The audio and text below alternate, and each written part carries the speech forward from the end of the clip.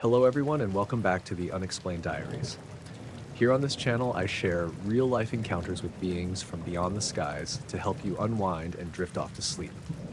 Before we dive in, I would love to hear from you. Leave a comment and let me know where you're tuning in from. Now, find a comfortable spot, relax, and let's begin. I went solo hiking near Lake Crescent in Washington last October. Not deep into the backcountry or anything, just far enough off the main trail to feel like I was alone. I had the Friday off, packed light, and planned to camp overnight and head back in the morning. Nothing dramatic, just some quiet, maybe a few photos if the fog was nice. The weather was exactly how I hoped. Cold, damp, and quiet. Not raining, just that constant mist that sticks to your jacket and makes everything smell like pine and wet earth. I pitched my tent near a little rise overlooking the lake, close enough to hear the water lapping if the wind shifted, but far enough that I wouldn't accidentally roll into it if I slept weird. I got the tent up around 6 p.m. and made a quick dinner, ramen and a granola bar. No fire, since I didn't want to deal with permits or ashes. By 8, it was already dark enough that I turned in. I remember zipping up my bag, pulling my knit cap down over my ears, and listening for a while. It was quiet, just the usual woods sounds, a distant owl, maybe a mouther people on the trail the whole day, and I hadn't seen another car at the trailhead. It felt empty in a good way. At some point during the night, I woke up. I thought it was because I had to pee, but I checked my phone 2:47 a.m. and just lay there. I didn't feel cold or uncomfortable, just alert. Not scared exactly, but very aware of how thin the tent fabric was. I stayed still for a long time, trying to figure out if I'd heard something or if my body just decided to be awake. There weren't any loud noises, no branches snapping or animals moving around, just this heavy, unnatural stillness. Eventually, I drifted back to sleep. When I got up in the morning, everything looked normal at first. Dew on the fly, fog sitting low in the trees. I opened the flap and stepped outside, stretching my legs and doing that half-awake zombie walk around the tent. That's when I saw them, footprints in the soft ground, leading away from my tent in a straight line. I crouched down and looked closer. They were mine. Same tread as my hiking boots, same stride length, but they weren't from the day before. I would have seen them when I set up camp. These were fresh. You could still see the sharp edges where the soil compressed. They went about 100 feet, then turned around and came straight back, right to the tent. I stood there for a long time, staring at them.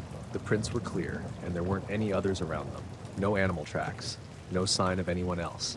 Just a straight path out and back, perfectly aligned. I kept trying to explain it away. Sleepwalking? But I'd never done that before. And I sleep in a mummy bag that I zip all the way up. It's not something you casually wriggle out of without waking up. And I know I didn't unzip the tent. I'm one of those paranoid campers who double-checks the zippers every time. The door was still shut that morning, fully zipped from the inside. Still, I went over the whole site, checked my pack, my gear, looked for signs of anything disturbed. Nothing was missing. Nothing moved. My food bag was still hung where I'd left it, untouched. I followed the prints out to the point where they stopped. It was near a cluster of trees, just before the slope dipped toward the lake. The last pair of footprints turned around cleanly, like whoever made them had just reached a spot, paused, and walked back. There was no circling, no wandering, just out and back. I stood there at the turnaround spot, trying to remember anything. Any dream, any moment of waking, anything that might explain it. But there was nothing, just silence and fog. I hiked out by noon, quicker than I normally would. I kept looking over my shoulder, half expecting to see someone coming up the trail behind me. I didn't see anyone, but a few times I thought I heard branches shifting deeper in the woods. Not snapping, not footsteps, just movement, the kind that doesn't line up with wind. Back at the trailhead, my car was the only one there.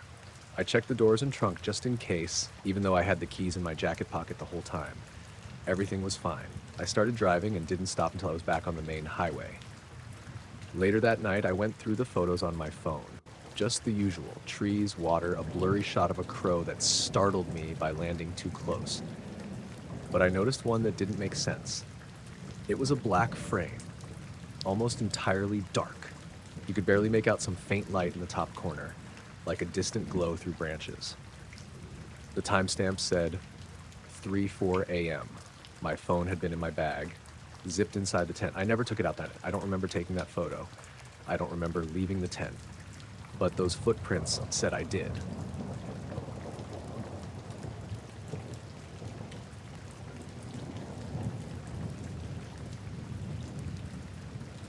I never thought much about the weird drawings my son, Eli, brought home from school.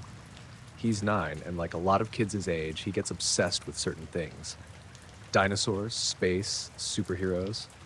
Lately, it was this black triangle shape he kept sketching over and over in his notebook. I didn't pay it much mind until he started talking about it. We live out in rural Iowa, about 10 minutes from the nearest town. Our house is on the edge of a big cornfield that stretches for miles. Eli's school is just a couple of miles down the road. One afternoon, after I picked him up, he was unusually quiet in the car. When I asked how his day was, he didn't say much at first, just stared out the window. Then, out of nowhere, he said, "Mom, there was something over the cornfield today. It was a big black triangle, and it was watching us." I glanced at him, half expecting some imaginative kid story, but he looked serious. Not scared, just weirdly calm. "What do you mean, watching you?" He fiddled with the straps of his backpack, like he wasn't sure how to explain. It was really big, and it didn't move like a plane or a bird. It just hovered, like it was looking. I shrugged it off and told him it was probably a drone or a helicopter. But Eli wasn't convinced.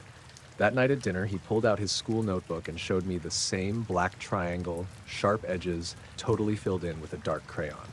He said he kept drawing it because he couldn't get it out of his head. Over the next few days, the drawings didn't stop. Every time I glanced at his notebook, there it was. That triangle. Sometimes bigger, sometimes smaller, but always solid black, no details, no markings. He'd mutter about it watching or waiting when he thought I wasn't paying attention. One morning, Eli's teacher called me. She said he was distracted in class, that staring out the window toward the cornfield, and sometimes talking quietly to himself. That afternoon, I took him out to the edge of the field, hoping fresh air would help. Juno came with us, our border collie mix, always full of energy. We walked along the edge of the field, and Eli kept looking up and around, like he was trying to spot something. After a while, he stopped and pointed. "There! That's where it was." I squinted into the distance. The corn was tall, rustling lightly in the morning breeze. Nothing unusual, just an empty field stretching under the cloudy sky. When I asked what it looked like up close, Eli hesitated, then said, "It wasn't like anything I've ever seen. It was flat and black, but it didn't cast a shadow, and the air around it kind of shimmered." I laughed nervously. "Shimmered? Like a heat wave?" "Maybe," he said, "but it didn't feel hot." That night, I stayed up a little later than usual, thinking about what Eli said. The next day, I decided to check the cornfield from the back of the house after work. The sun was low, the sky gray and overcast. As I walked through the grass along the fence, I noticed something odd. The air felt still, almost too quiet. No birds, no wind through the leaves. The field itself looked normal, but I couldn't shake the feeling that I was being watched. I called out, half joking, "Hello? Anyone there?" Nothing. I turned back toward the house, and that's when I saw it. For just a second, reflected in the glass of the barn window, a dark triangular shape, sharp edges, hovering just above the corn. I blinked, and it was gone. I told Amy about it later, but she said it was probably a trick of the light or my imagination. Still that night, I checked on Eli before bed. He was sitting at the kitchen table, drawing the black triangle again, but this time his hands trembled slightly. "Do you want to talk about it?" I asked. He shook his head. "It doesn't like it when I do." Over the next week, strange things started happening around the house. Juno kept barking at nothing, staring out windows for long stretches. Lights in the yard flickered at random times, but the weather was clear. My phone lost signal for minutes at a time, even though we live in a spot with good coverage. Eli's drawings got darker, the triangles more jagged, almost like they were moving. He stopped sleeping well, waking up in the middle of the night and whispering about being watched. One afternoon, Amy and I went out to check the field again. This time, the sky was a dull blue, the air cool and damp from a recent rain. As we walked along the fence, Eli stayed close to the house, watching. Suddenly, Juno froze and let out a low growl, staring toward the corn. I looked too, and for a moment I thought I saw the field ripple, like something was moving just beyond the stalks. Then a low humming started, barely audible at first, like electricity through wires. It grew louder for a few seconds, then stopped. No sign of what caused it. We left quickly. That night, I found Eli's notebook on the kitchen counter. The last page was covered with a black triangle, but in the center he'd drawn 3 small dots, arranged in a tight triangle inside the bigger one. He was asleep when I checked on him, breathing shallow but steady. The next day, the feeling didn't leave me. Driving Eli to school, I kept glancing at the field. Sometimes I thought I could see something shift in the shadows between the corn stalks. I don't know what it was or what it wanted, if anything, but that black triangle kept showing up in drawings, reflections, the way the air felt, like it was waiting for something, watching us, just beyond reach. Eli stopped talking about it after a while, but the drawings didn't stop completely. Every now and then, I'd catch a glimpse of that shape in the corner of my eye, and the hairs on the back of my neck stand up, like I'm not alone. I guess some things don't make sense, and maybe they never will.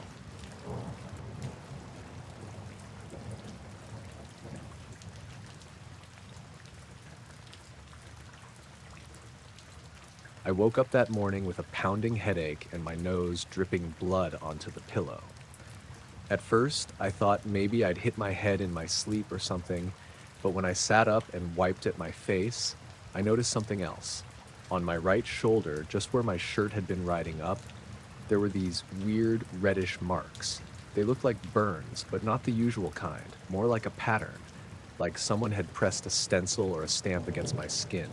It was made up of a bunch of tiny triangles and lines, kind of like those old geometric puzzles you see in design books or tattoos, but I'd never seen anything like it on a person. I didn't remember anything strange before I went to bed. I'd fallen asleep like usual in my room with my dog Juno curled up at the foot of the bed. Nothing out of the ordinary.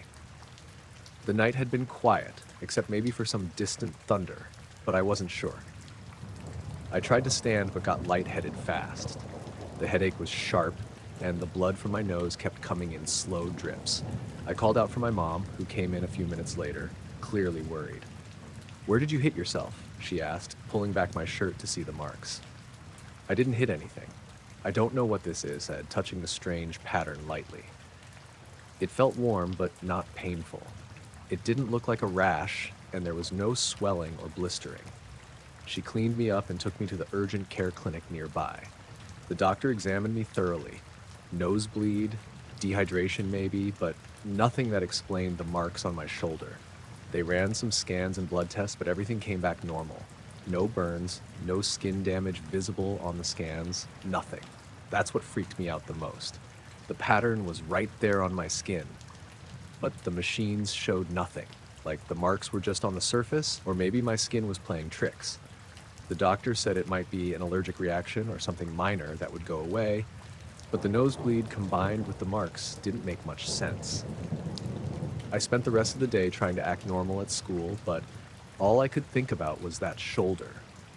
By evening, the redness had started fading, and by the next morning, it was almost gone, like it never happened. I checked the mirror carefully, looking for any trace of the geometric shapes, but there was nothing, just my regular skin, pale from not sleeping well. At first I thought maybe it was some kind of weird allergic reaction to detergent or a bug bite, but no one else in the house was affected, and I hadn't changed anything recently. That night I kept Juno close, and whenever I looked at my shoulder, I felt this weird chill. It wasn't fear exactly, more like confusion. Like my body had done something strange while I wasn't paying attention. I started paying attention to little things after that. Like how sometimes when I was alone in my room, I'd hear soft tapping noises, like someone knocking lightly on the walls. But when I checked, no one was there. Or how my phone would occasionally glitch, freezing on strange static patterns for a few seconds before coming back to normal. At school, some kids made jokes about me having secret symbols, or alien tattoos, which made me roll my eyes, but inside I wondered if maybe they were onto something, or if I was just losing it. I told my parents, but they mostly chalked it up to stress. I had been having trouble sleeping and focusing lately, but that didn't explain the nosebleed or the marks. One night a week later, I was lying in bed staring at the ceiling when Juno suddenly jumped up. Ears perked, staring at the corner of my room near the window. The air felt colder there, like a draft, even though the window was shut tight. The lights flickered briefly, and then the tapping started again. I didn't see anything, but my skin crawled. I tried to shake it off as nerves and went back to sleep. The next morning, I noticed a faint scar in the shape of one of those triangles on my shoulder. It was barely visible, like a faint scratch. When I showed my mom, she didn't notice it at first, but when she looked closer, she got this worried look on her face. We went back to the doctor, who said the skin was healing normally, but still no explanation for the pattern or why it appeared in the first place. The whole thing stuck with me for months. The nosebleed never came back, and the scars faded completely after a few weeks, but the memories of that night, the marks, the tapping, the cold spot, felt like a puzzle I couldn't solve. Sometimes when I'm alone in my room and the light is just right, I swear I can feel that cold draft near the window again, and if I look closely, shadows seem to move just a little too fast in the corner of my vision. I don't know what it means or if anyone else has experienced something like this, but it changed how I see things. Sometimes the world hides things just beyond what we can explain, and maybe that's okay. That's all I've got. Just a nosebleed, some strange marks, and a few nights that felt off.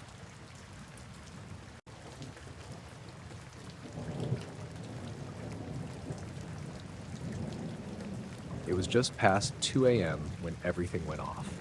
I mean everything. Every single streetlight in Millersville shut off all at once. The whole town went dark like a power outage, but only for about 10 seconds. That's what I figured at first. I was driving home from a late shift at the diner, and I just turned onto Pine Street when the lights died. 1 second, there were these dull orange halos stretching down the road. The next, nothing but pitch black, no glow from the lamps, no headlights reflecting off the pavement. The sky was still clear, no clouds, but the street was suddenly swallowed up by darkness. It was weird enough to make me slam on the brakes, and then, just as suddenly as they went out, the lights flickered back on. 10 seconds tops, maybe less. The thing is, I wasn't the only one who noticed. By the time I pulled into my driveway on Elm Avenue, I was already hearing the murmurs. People calling each other on phones, neighbors stepping outside their houses. There was this low, deep hum that lots of folks said they heard coming from the sky during those seconds the lights were out. It wasn't like a drone or a generator, nothing mechanical. It was, I don't know, almost like a vibration in your chest, but quieter. Sort of a deep, pulsing tone that you felt more than heard. I didn't catch it driving, since the truck was running and the engine noise probably drowned it out. But once I shut the door and went inside, my wife Lana told me about it. She said she was awake, looking out the kitchen window, and heard the humming right when the streetlights died. She described it as like the whole sky was vibrating softly. Our dog, Rufus, started barking around the same time. Usually he's quiet at night, but that night he was restless, pacing near the front door like something was out there. Lana and I both looked, but we didn't see anything unusual. No lights in the sky, no strange shadows, just the usual stars. I tried to shrug it off, but by morning, the story was everywhere. At the diner where I work, several customers said they'd heard the same humming. Old Mrs. Keaton, who lives by the water tower, swore the streetlights blinked off just as she was walking her terrier, Clover, down Main Street. Her description of the hum was exactly what Lana said. Tommy, who runs the gas station, claimed he saw the whole town go black through his surveillance cameras, but when he checked the power grid, there wasn't a single outage reported. That's what really got me. There was no explanation. Later, I spoke to Officer Daniels, who'd been on patrol that night. He said he'd noticed the streetlights shut off too, and the humming made his radio crackle for a few seconds. His car's electronics went haywire, but the patrol car didn't lose power or anything. The strangest part? His dash cam recorded the blackout, but the footage showed total darkness for those 10 seconds. No headlights or anything, even though the patrol car was moving on a well-lit street. That didn't make sense. The street is usually bright enough that even a camera without night vision picks up details, but the video was just pure black. A few other residents shared similar experiences. One said their wristwatch stopped for exactly 10 seconds during the blackout, then started again as if nothing had happened. Another told me their phone's clock was 5 minutes behind after the incident. At first, I thought maybe a weird solar flare or some glitch in the town's power grid caused it all, but the local utility company was quick to say there were no issues on their end. The power never dipped or surged, and the transformers checked out fine. The more people talked about it, the more unsettling it got. I went outside that night around 2 a.m. to see if I could catch anything myself. It was quiet, a little chilly for late August. The moon was low, casting soft light over the streets. I sat on the porch with Rufus beside me, waiting. When 2:14 rolled around, the streetlights blinked off again. Just for a second this time. Not the full 10, but enough to plunge the block into darkness. I didn't hear the hum this time, or at least not clearly. But Rufus was alert, ears perked up, his whole body stiff as he stared toward the sky. After the lights came back, I noticed the air smelled different. Hard to explain, but it was faint, like ozone mixed with something metallic. I spent the next few days trying to spot any patterns. The blackout and humming only happened once, always at 2:14 a.m. Nobody saw anything moving in the sky, no aircraft or satellites. A few people swore they saw faint flickering lights way up in the stars during those moments, but when I looked, all I could see were the usual constellations. I called my old friend Sarah, a physics teacher at the high school. I told her what people were reporting, the blackout, the hum, the clock glitches. She said it sounded like an electromagnetic disturbance, but nothing she knew could do that kind of targeted blackout without messing up more electronics or causing power failures. What bugged me most was how isolated it felt. The rest of the county didn't notice a thing. No blackouts, no hums, no strange clock shifts, just Millersville. The whole town was basically trapped in this weird bubble for 10 seconds at the same time every night. No one could explain why. I haven't heard anything about it happening again since those few nights, but sometimes I catch Rufus staring at the sky, ears tilted like he's waiting for it to start again. And me, I'm still not sure what to make of it. It wasn't some flashy UFO or weird glowing object, just a blackout and a hum and a feeling that something was out there watching us, or maybe waiting.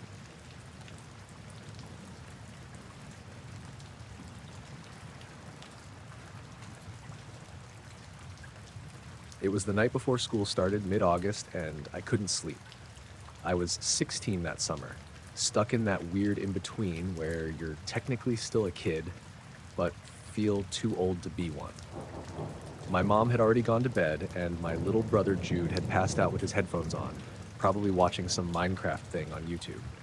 It was hot, still above 80 even after dark, and I didn't have AC in my room, just a fan that mostly just pushed warm air around. I got up around 11:30 and went out to the backyard to cool off. We live in a cul-de-sac on the edge of town, not quite rural, but not busy either. Our backyard runs up against a little wooded area that used to be part of some farm or something. You can't really walk through it. It's all brambles and trash and broken fencing, but it makes the house feel more private. I sat on the old trampoline and laid back, phone in my hand, scrolling through nothing. Just aimless. The sky was super clear. No moon, barely any clouds, and the stars were kind of amazing. Way more than I usually noticed. We're just far enough from the city that you can really see them on dry nights like that. I took a photo. Not for any reason, just one of those idle things you do. I didn't even look at it afterward. Just snapped it and put the phone back on my stomach. I laid there for probably 20 minutes, zoning out, listening to the buzz of the cicadas and the occasional car going by somewhere off in the distance. That was when I noticed the quiet. It wasn't like everything suddenly went silent. It was more like I gradually realized there was less noise than there should have been. No bugs, no rustling, just the fan through my window humming behind the screen. I sat up a little and listened harder. Nothing. Even the crickets had stopped. I stayed still. It felt wrong. Not dramatic, just off. Like the whole backyard was holding its breath. Then I noticed something in the sky. It wasn't moving. It wasn't glowing. It didn't look like anything at all. It was just black, a patch of sky that didn't match the rest of it, like someone had cut out a star-shaped piece of black paper and taped it over the night. I thought it was a cloud at first, but it wasn't shaped like one. It was sharper, clean-edged, and the air was dead still. No breeze, no movement.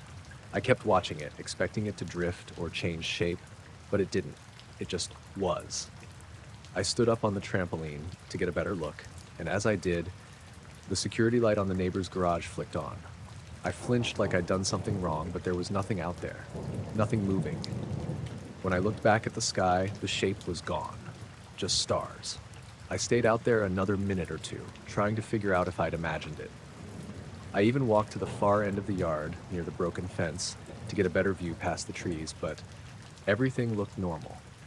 I went back inside, locked the door, turned on the kitchen light, and stood there feeling kind of stupid. I didn't know what I'd even seen, or if I'd seen anything. I told myself it was probably a cloud after all. I didn't remember the photo until the next morning. It was just there in my camera roll between a blurry shot of my brother making a face at dinner and a screenshot of my schedule. At first glance, it looked normal. Grainy stars, dark sky, typical phone photo at night.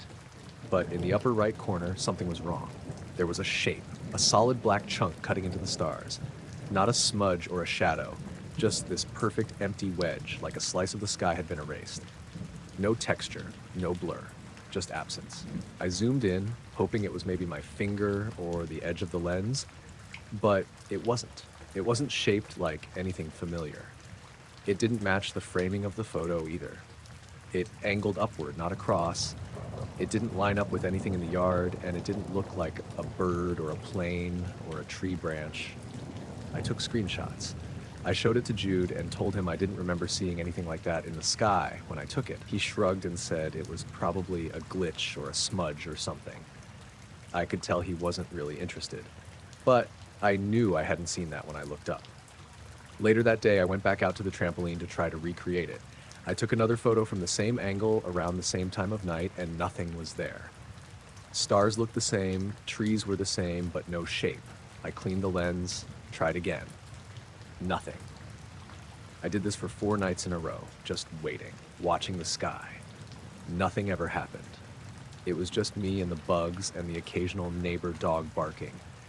I even went out at 11:30 exactly, laid down the same way, took a dozen photos in a row. Not one had anything strange. But the one from that night still has the shape. I never showed it to my mom. She doesn't really care about phone stuff, and I didn't feel like trying to explain it without sounding like a freak. I didn't even post it anywhere. I didn't want people asking questions I couldn't answer. I kept thinking maybe it was something explainable. A plane passing without lights. A bug close to the lens. Something on the sensor. But it doesn't look like that. It looks like something blocked the stars. Like something was just there, hanging over the yard, too quiet to notice. I deleted the original photo by accident a few months later when I cleared out storage on my phone. I still have the screenshot though. It's in an album called with a bunch of other weird stuff I find online. Sometimes I open it and just stare at the shape, trying to remember if I really didn't see it when I looked up. I still don't know how something could be that big and that quiet without me hearing or feeling it. But I didn't. I just took the photo, looked at the stars, and laid there, completely unaware that something was watching from above.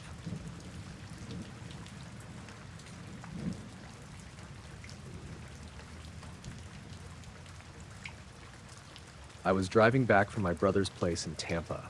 It was late, around 11:45 at night, and I'd only stayed that long because he kept pouring more bourbon and talking about some show he was into.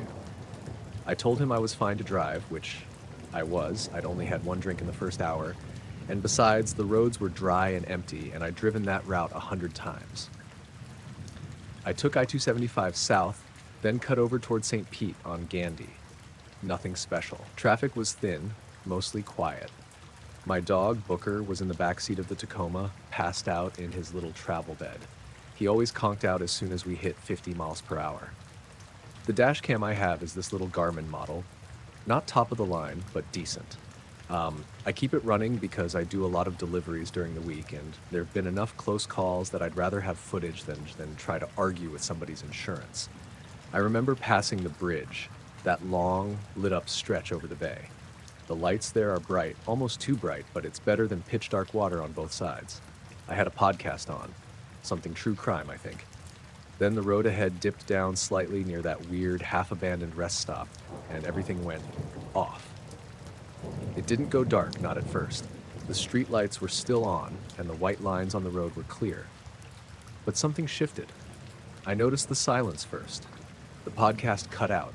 I figured it was my phone disconnecting from Bluetooth. Happens sometimes when I hit dead zones. But then I realized the engine sounded different. Muted. Like I was driving underwater. I glanced at the speedometer, still around 62. RPM's normal. No lights on the dash. I turned the volume knob on the console. Nothing changed. Then everything went black. I don't mean outside. I mean the whole windshield. Total black. No transition. Just 1 second I was driving under lights, and the next it was like someone had thrown a tarp over the truck. I tapped the brakes, but didn't slam them. I didn't want someone behind me rear-ending me if it was just my headlights that cut out. But that wasn't it. The headlights were still on, according to the dash. It just didn't show anything. No road, no signs, no other cars. It lasted maybe 4 or 5 seconds. I counted out loud, 1 1,000, 2 1,000, trying to stay calm. I didn't steer or move the wheel. The truck didn't shake or bump like it had gone off-road. I kept waiting to see the glow of another set of headlights or a mile marker. Then, just like that, everything came back. Lights, road, sound. The podcast was still off, but I could hear the engine again and the rush of wind through the slightly cracked window. Booker stood up in the back seat and started whining. He doesn't usually do that unless he needs to pee. I reached back to scratch behind his ears, told him we were almost home. My heart was going pretty hard. I glanced at the clock on the dash, 12:04. That caught me off guard. The bridge hadn't taken that long to cross. I looked at my watch. It said 11:59. I pulled off at the next gas station, some old Sunoco with flickering overheads and no other cars in the lot. I checked the phone, 12:05. My watch was 5 minutes behind. It's a cheap Casio, yeah, but it never does that. It's not a smartwatch or anything fancy, but I'd synced it earlier that day before heading out. It doesn't drift like that. Booker jumped out and immediately started sniffing the grass near the dumpster, then barked once toward the tree line. I didn't see anything, just some oaks and palmettos past the edge of the lot. I got back in the truck, heart still doing that fluttery thing like I'd almost crashed, and decided I'd check the dash cam footage when I got home. I figured maybe the camera would show what happened, or if I'd swerved, or I don't know. Maybe it would show something I hadn't seen. I got home, parked in the driveway, walked Booker, poured a glass of water, and sat down at my computer with the dash cam card. I scrubbed through the footage. Everything looked normal. Me leaving my brother's place, the route through the neighborhoods, the highway ramp, the bridge. Then there's a part where I can hear myself humming along with the podcast music right as I pass the rest stop. The date and timestamp on the corner jumps straight from 11:56:43 to 12:1:55. No fade out, no transition. Just 5 minutes missing. And the screen goes completely black for about 5 seconds. It's not corrupted, it's not static, it's pure black. No sound, no motion blur, no dashboard reflection, just a solid black rectangle like the lens cap was on, except I was driving. Then it cuts back in, and I'm still on the road humming again, like I didn't notice anything. Except I know I did. I remember counting the seconds out loud. That part's not in the audio. It jumps from me humming to me clearing my throat. I sat there in my kitchen for a while, watching that stretch of footage over and over. I look at the GPS data embedded in the file. The route is continuous. The coordinates make sense. Just a straight shot across Gandy. I uploaded the video to a private folder and sent a copy to my brother. He called me 2 hours later and just said, "What the hell is this?" I didn't have an answer. I checked the truck in the morning. No signs of damage, no dirt or debris. Tires were fine. Booker wouldn't get in the back seat at first. He just circled it, sniffing the wheel wells. Eventually, I coaxed him up with a treat, but he kept staring out the rear window the whole drive to the store, ears flat. That stretch of road still feels weird. I've driven it twice since then, once during the day, once at night. Nothing strange happened either time. But both times when I passed the rest stop, I got this tight feeling in my chest, like I was waiting to hit something I couldn't see. And I've noticed my watch runs 5 minutes slow now. No matter how many times I reset it, it syncs, it holds for a day or two, then drifts back again. Always to 5 minutes behind. I bought a new one last week, different brand, digital, same thing. After a day and a half, it shifted, 5 minutes slow.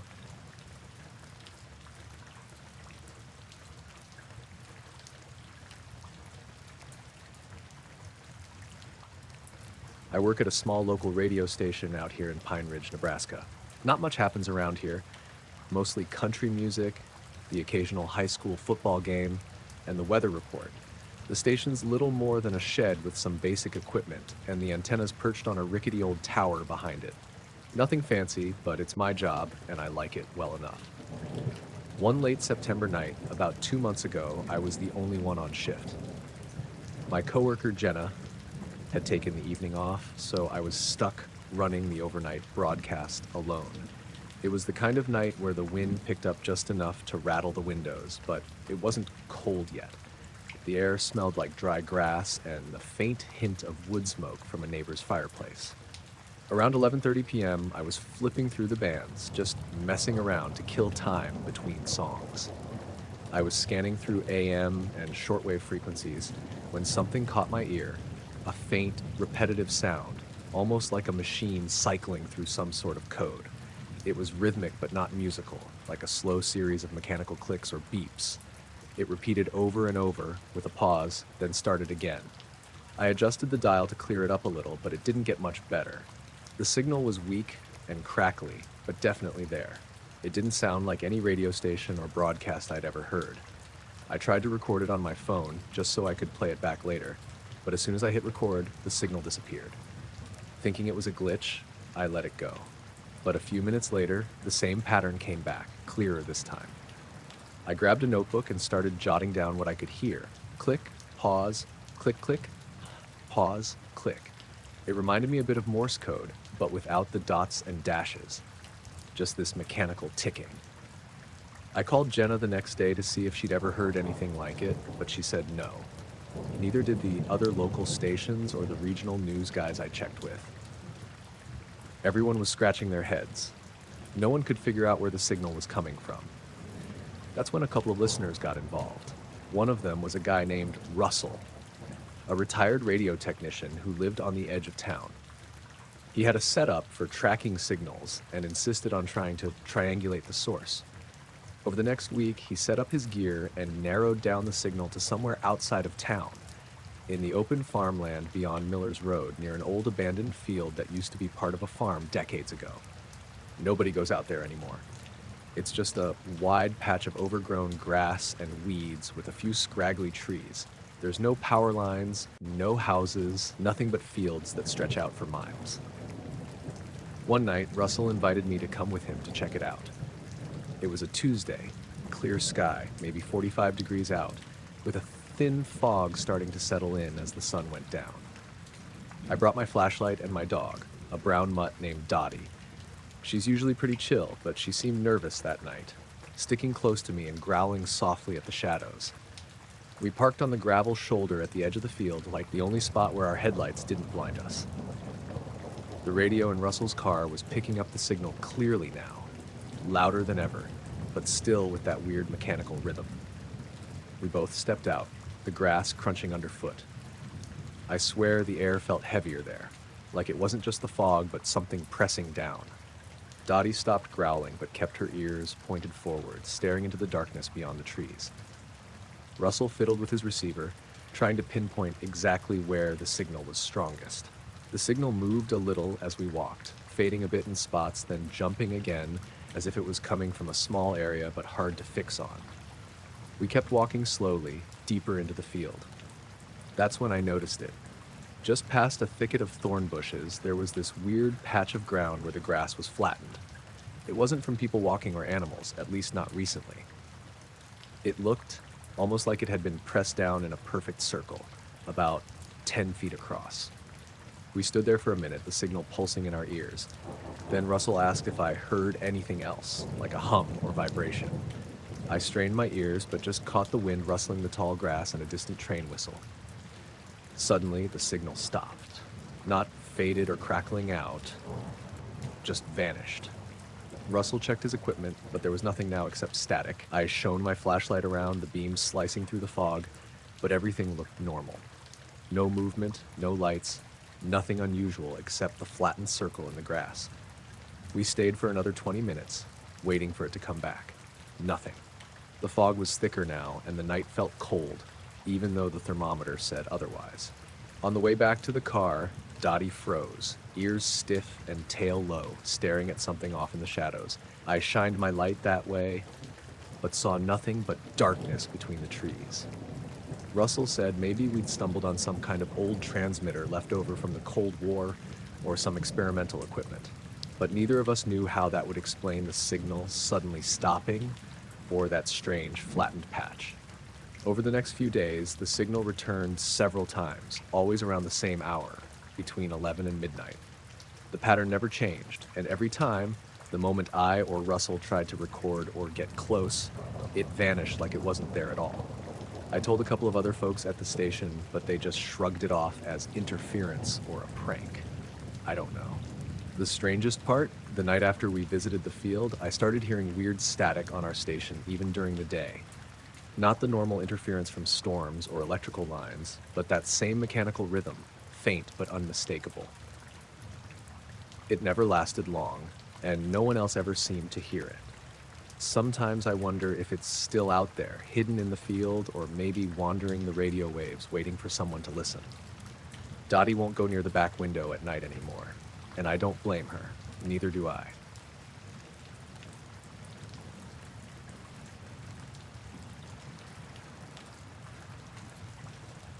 I work on a small nature preserve out in the middle of nowhere. Part of my job is checking the trail cameras we've got set up around the property.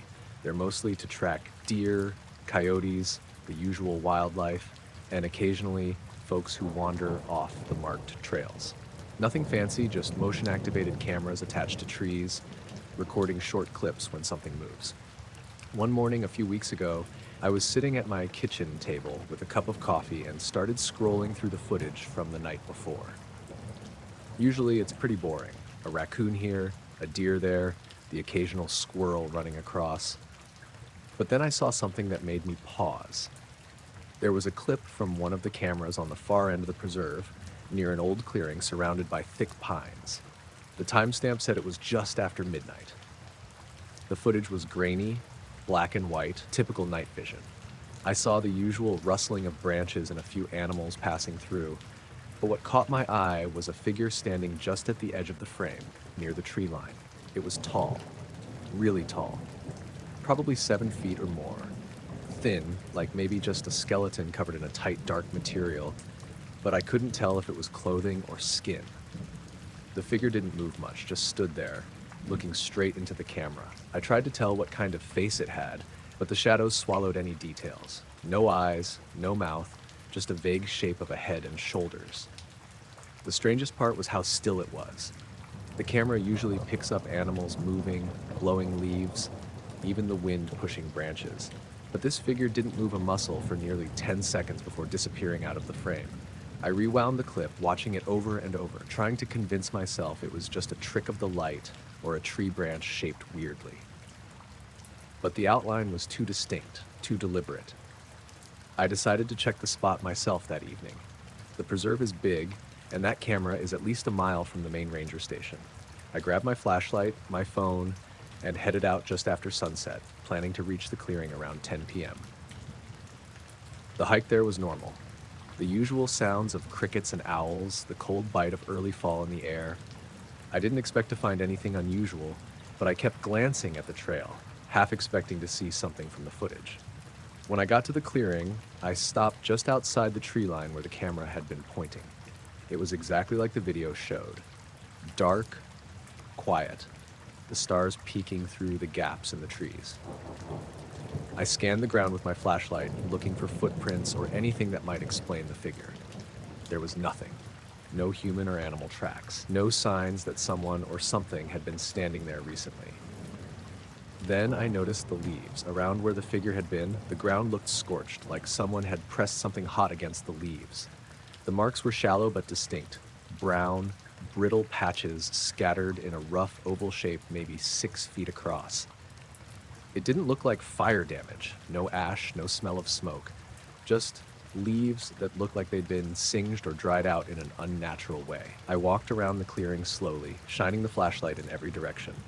The only sounds were my footsteps crunching on dry leaves and the occasional snap of a twig somewhere deeper in the woods. I felt a tight knot in my chest, but told myself it was just the cold or nerves. I stayed for about 20 minutes, watching and listening, but nothing else happened. No movement in the trees, no strange sounds, no lights. The stars above were steady and quiet. On the way back, I kept replaying the video in my mind, trying to figure out what I'd seen. The tall figure, the scorched leaves, no footprints. It didn't add up.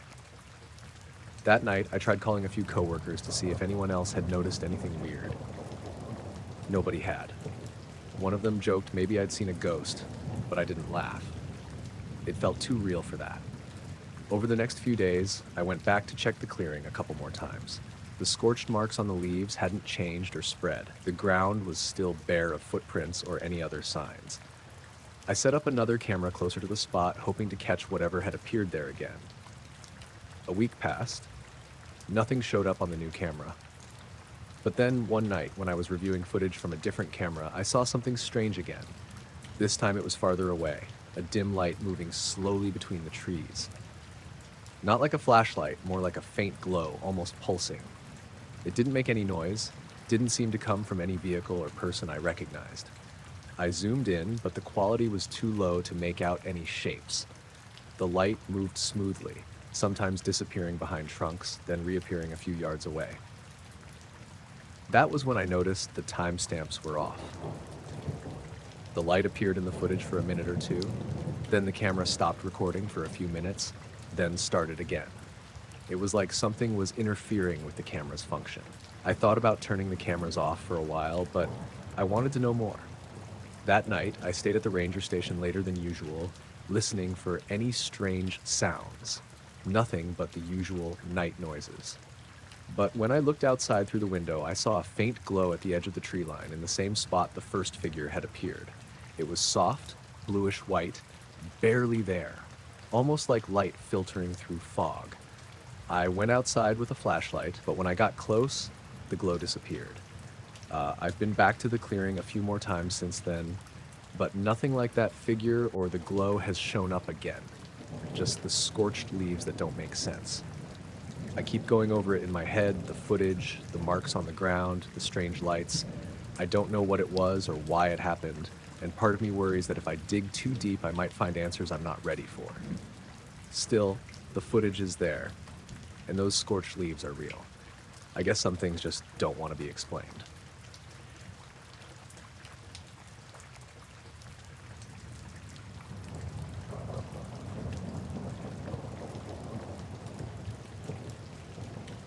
I was coming back from visiting my sister in Portsmouth. It was a Sunday night, around 11:30, maybe closer to midnight. I'd stayed later than I meant to, and I didn't want to crash on her couch again, so I decided to make the drive home. It's about an hour and a half if there's no traffic. I'd done it a bunch of times, but not usually that late. It had started to fog up about 20 minutes in. Not heavy at first, just light patches swirling across the road. I figured it would clear up. I stayed on Route 4 for most of it, which runs through some pretty rural stretches. No lights, no gas stations, barely any cars that time of night. The fog got thicker the farther I went. By the time I passed the Northwood turnoff, I had to slow to maybe 35. Headlights barely cut through it. The high beams just made it worse. It felt like I was driving through soup. There weren't any other cars on the road for miles, just me and this weird, dense quiet that comes with fog like that. Around midnight, I hit this stretch near Deerfield where the trees pull back a little and it's just open field on both sides. I know that area. There's an old red barn out there, half collapsed, and a bunch of power lines that run along the south side. I remember noticing how weirdly quiet it was. No crickets, no wind, just the hum of my tires and the occasional squeak from my wipers. Then the GPS glitched. I wasn't even looking at it at the time, I knew the way, but I noticed the screen froze in my periphery. The voice had just said something like continue on Route 4 and then it just stopped. No next instruction, no rerouting. The map locked up and the little blue arrow wasn't moving. At the same moment, my radio cut out. I had it on low, some late night public radio thing, and it just died.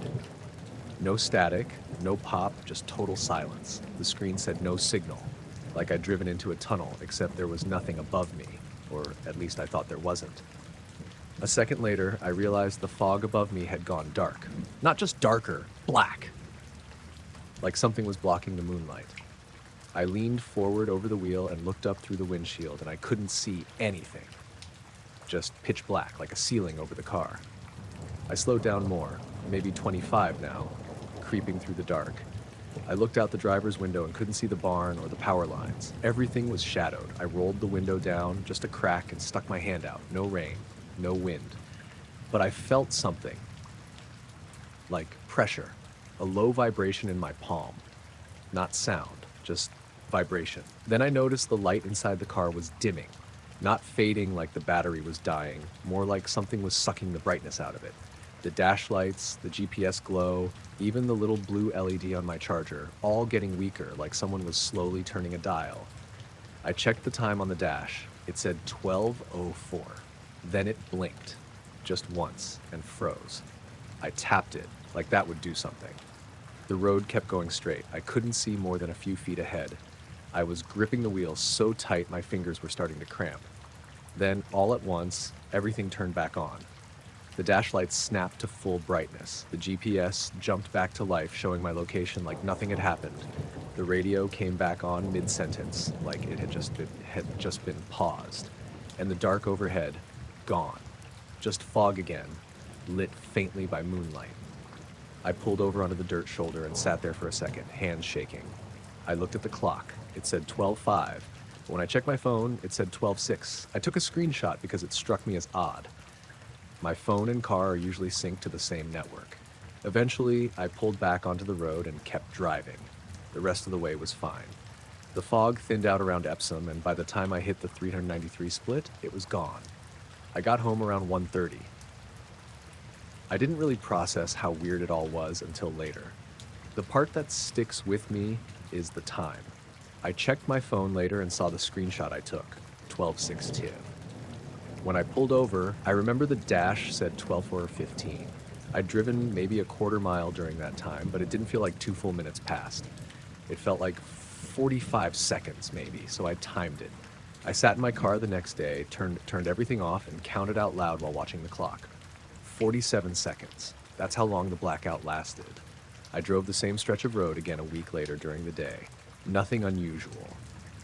The barn was still there. The power lines were fine. There's no tunnel, no cell, dead zone. I even called my sister from that spot and the call went through. I haven't told her about it, or anyone else really. I wouldn't even know how. It doesn't sound scary when you describe it. Lights flickered, GPS cut out, big deal. But in the moment, it felt like I was under something. Like something massive was just above me, hovering, watching. I've avoided night drives since, especially through fog.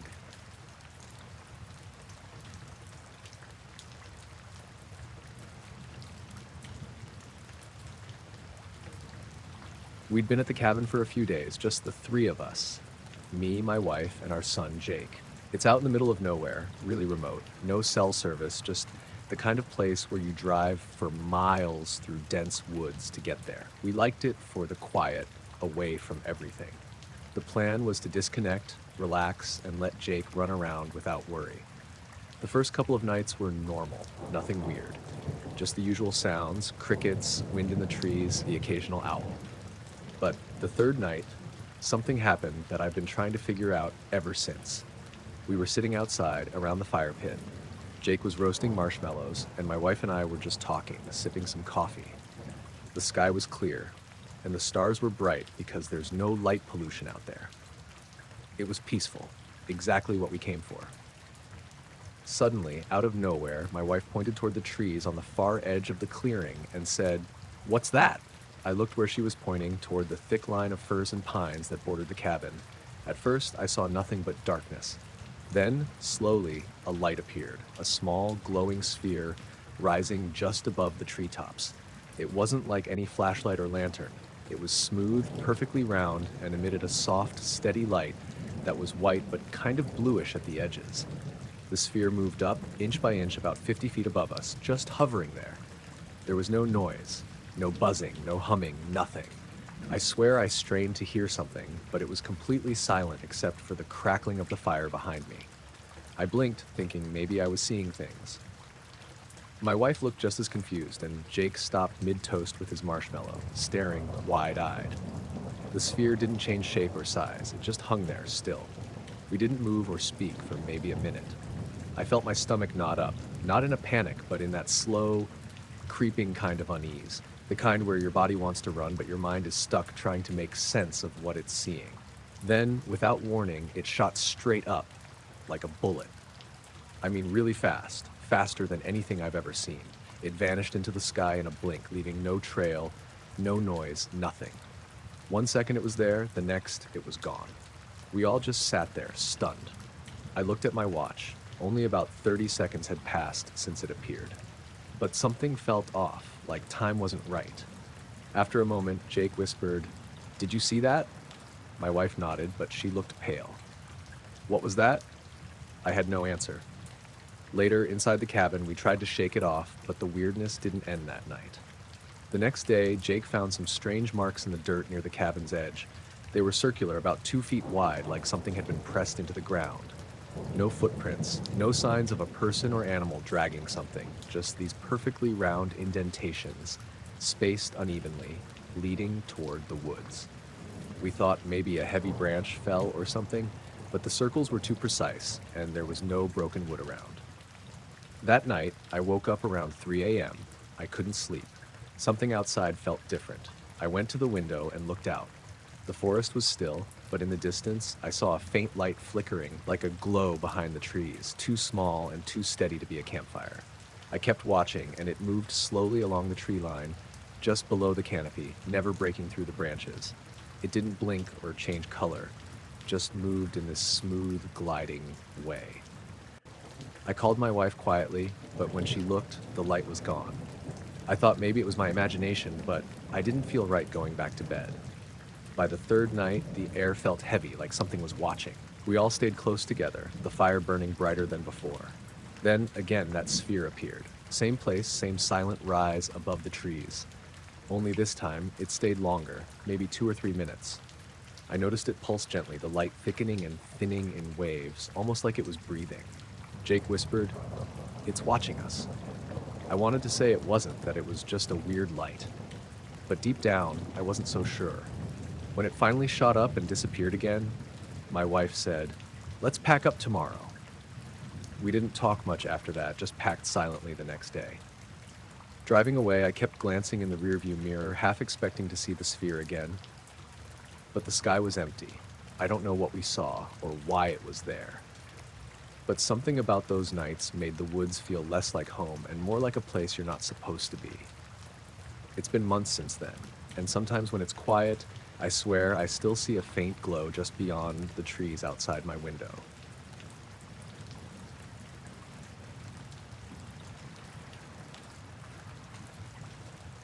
I was a highway patrol officer in northern Nevada for a little over 10 years. Most of it was routine. Long stretches of empty roads, speeders, the occasional drunk. Quiet work, mostly. Long hours, especially on night shift. This happened in January 2019. I remember the date because it snowed that afternoon and we'd had a rollover just south of Battle Mountain. I worked swing shift and stayed out a little late finishing paperwork in my cruiser. Around 2:30 a.m., I started heading back to the station, taking a long loop on a service road that runs parallel to I-80. That road barely gets used. No streetlights, no traffic, just flat sagebrush and a few old fence lines. I drove slow because of the black ice, maybe 45 tops. My dash cam was running the whole time like usual. Nothing stood out during the drive. I didn't pass anyone. No lights in the distance, no animals. It was a still, clear night, and you can usually see headlights coming for miles. I remember glancing in my rearview mirror once or twice and seeing nothing but darkness. I got back to the station just after 3 a.m., parked, and went inside to finish the rest of my shift. Nothing unusual. Didn't even think about the drive. The weird part didn't start until later that week. Every Friday, we do a basic check on our dash cam units. Make sure the footage synced, nothing glitched, that kind of thing. My sergeant asked if I could pull mine up from that Tuesday night, since I'd been out the latest. I loaded the file from 2 to 3, fast-forwarded through most of it, but something caught my eye. It was subtle at first, just 2 little dots of light behind my cruiser. Faint, but clear. Headlights. They showed up on the footage around 2:41 a.m. I paused the video and sat there for a second, trying to think back. I hadn't seen any headlights. I would have remembered if someone was following me out there, especially that close. But in the footage, they stayed right behind me for several minutes, not tailgating, just pacing me, maybe 100 yards back. I scrubbed through the next few minutes. The lights stayed behind me the whole time, never closing in, never falling back. I checked my side mirrors in the footage. Nothing, not a single glint, just blackness. But in the dash cam, those lights were there. At 2:48 a.m., the road bends slightly to the left around an old drainage ditch. I remember that stretch clearly because there's a row of old wooden posts and I always slow down there in case of ice. In the footage, I dipped slightly left, same as always. The lights behind me dipped too, and then they were gone. No pass, no fade. They just blinked out like someone flipped a switch. One frame they were there, the next they weren't. I rewound and played it again, slower. Still the same. They trailed me for almost 7 minutes, then disappeared at that bend. I kept watching the footage, but nothing else stood out. Just me, driving the rest of the way alone. I checked the timestamp again.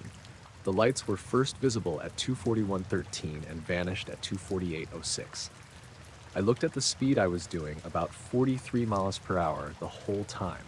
That meant whoever it was would have had to stay perfectly paced behind me, without headlights visible in my mirrors, for 7 minutes. Then, vanish. I pulled up the rear camera too, same story. Lights in the distance, following, then gone. But again, nothing showed in the mirrors. We use decent equipment. The cameras are mounted high with night vision. They record continuously. There's no chance those lights came from inside the car. No reflection, no interior glare. I brought my sergeant in and showed him the segment. He just watched quietly and said, maybe it was a logging truck or someone hunting jackrabbits. But he knew that stretch. It's fenced off and not near any turnouts or access roads. Plus, if it was a vehicle, it should have shown in my side mirrors. It didn't.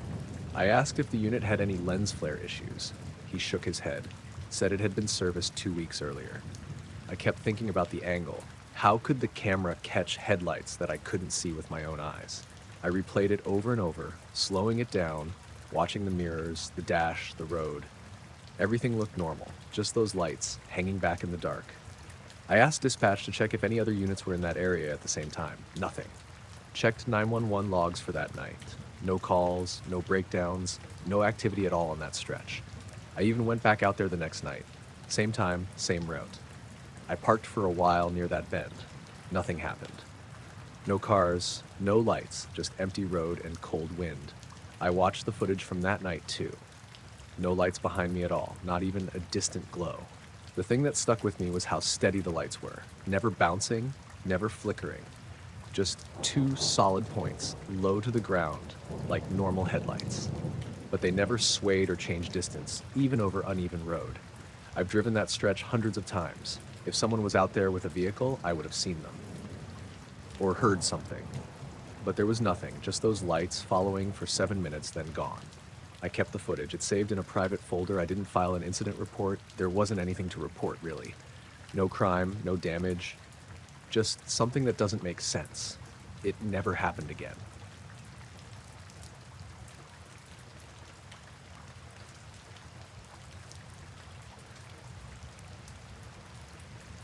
The fire started on a Tuesday, just after noon.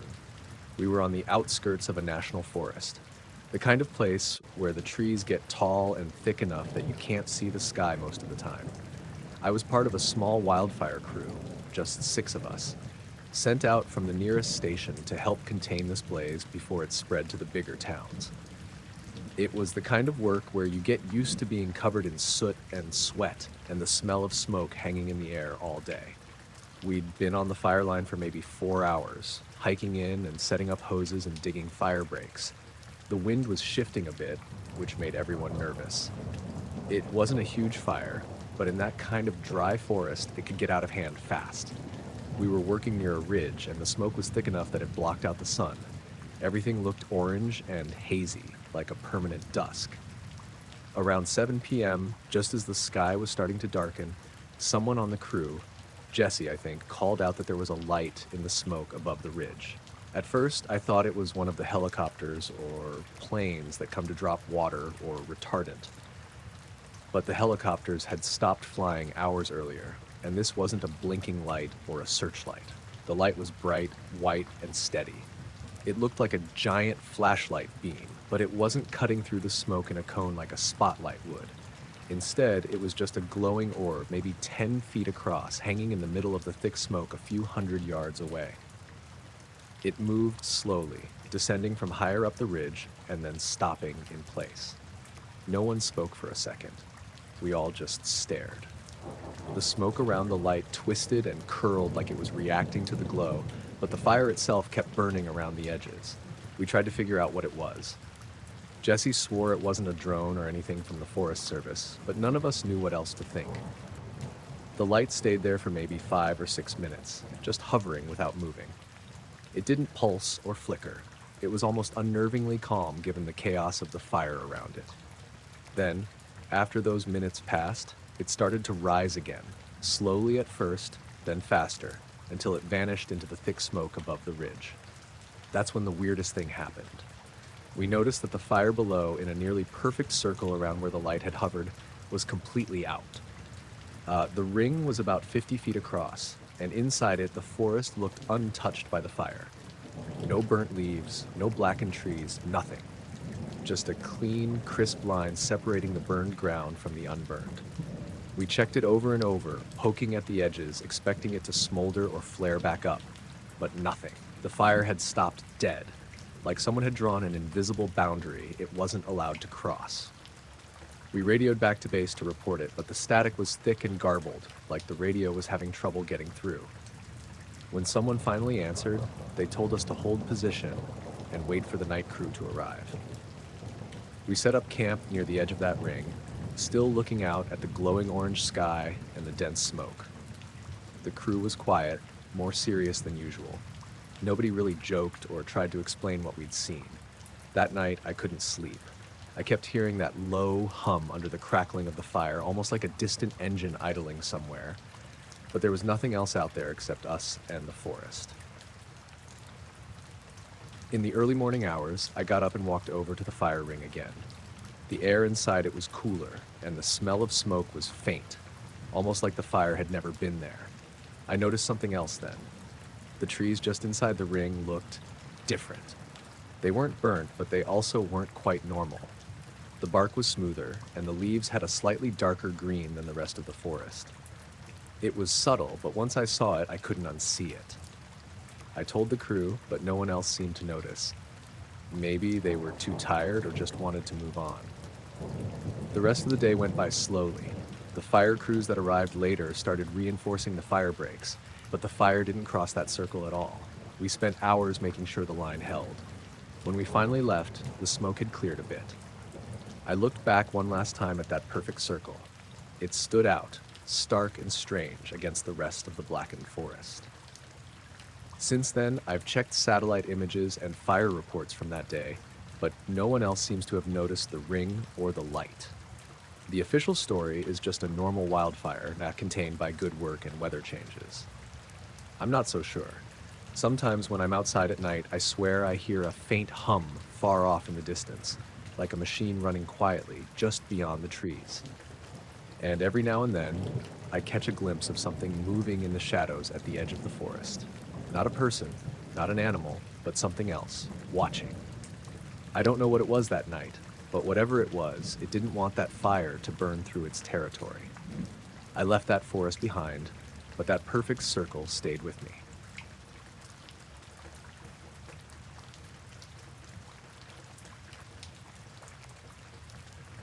It was the second morning of our trip, just after dawn.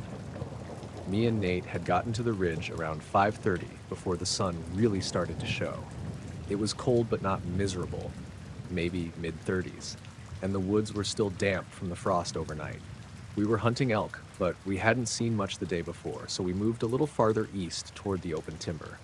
We weren't talking much, just walking slow, keeping an eye on the ground, looking for fresh sign. I remember the light filtering through the branches, that gray-blue color before it turns golden.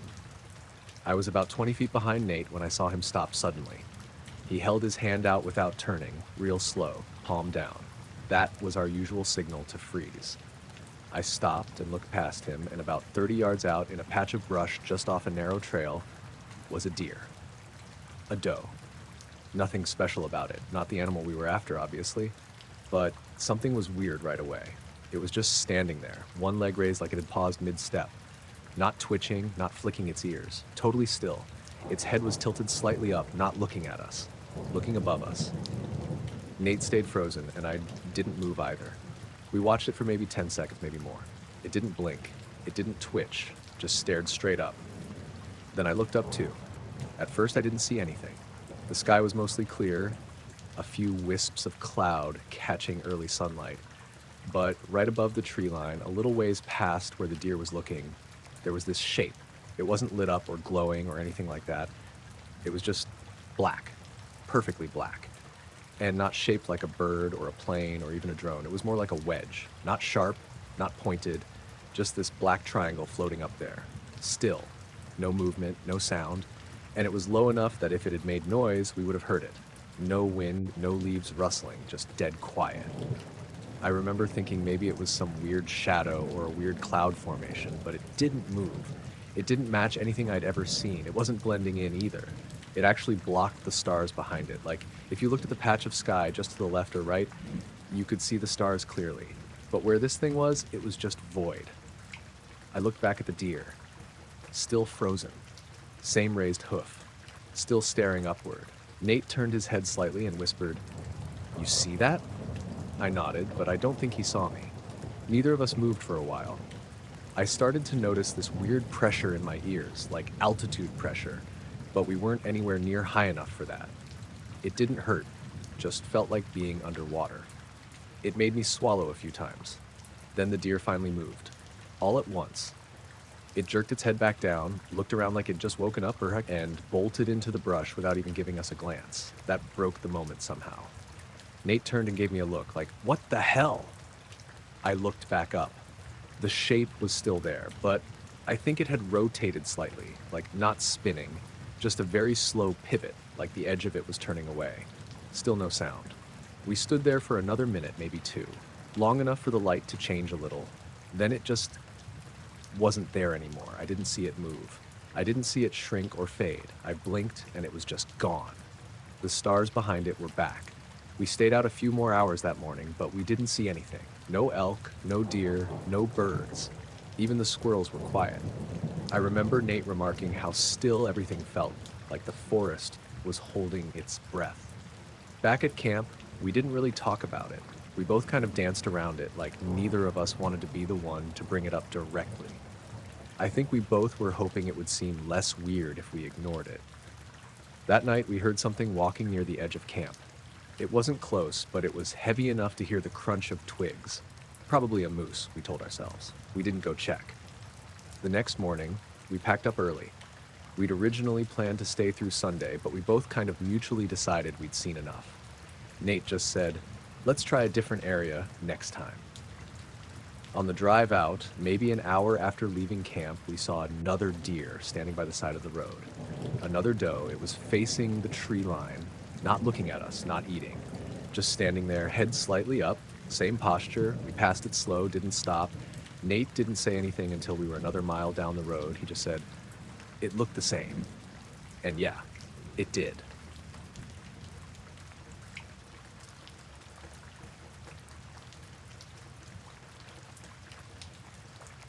I was hiking this trail I've done a dozen times before, maybe more. It's out in the foothills near my hometown. Nothing fancy, just a dirt path winding through some old pines and scrub. I usually come here to clear my head, maybe listen to a podcast, or just enjoy the quiet. This time, it was late afternoon, sun starting to dip, and the air had that dry, earthy smell after a light rain earlier that day. I had my pack with the usual: water, snacks, compass, phone. I don't usually trust GPS out here because the signal can cut out, so I keep the compass as a backup, even though I'm pretty familiar with the route. I started out fine. The trail was quiet, just the sound of my boots crunching the dirt and the occasional bird calling. I had no real plan except to walk maybe 2 or 3 miles out and then turn around. It was the kind of day where everything felt normal, even a little boring. About an hour in, I stopped on a little ridge overlooking the valley below. I pulled out the compass to check my direction, mostly out of habit. That's when it got weird. The needle wasn't steady like usual. Instead, it was moving slowly, almost like it was spinning, but very deliberately. Maybe a full rotation every 10 or 15 seconds. I sat there for a minute, watching it, trying to make sense of it. It didn't feel like magnetic interference from anything obvious. No big metal objects around, just trees and dirt. The spinning needle eventually slowed and stopped, pointing north again like it should. I shrugged it off as some quirk or maybe a malfunction, slipped the compass back into my pocket, and kept walking. After another 20 minutes or so, I realized something felt off. The trail was narrower here, the trees thicker, and the sunlight was dimmer through the canopy than I remembered.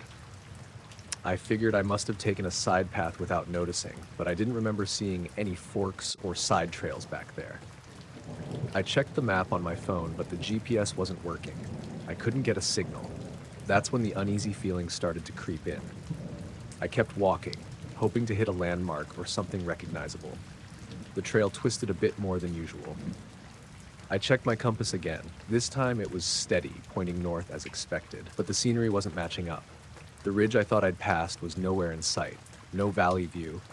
I tried to retrace my steps, but the path ahead just looped back into more trees, and the forest felt denser, quieter, like I was going deeper into something unfamiliar. Then I heard it. At first I thought it was the wind, but it wasn't quite right. It was a low humming, almost like a machine, faint but definitely there. I stopped and looked around, but I couldn't see anything. No power lines, no towers, nothing man-made. I kept walking, trying to shake it off, but the humming didn't go away. It seemed to be coming from all around me, almost like it was inside the woods. The sun was sinking faster now.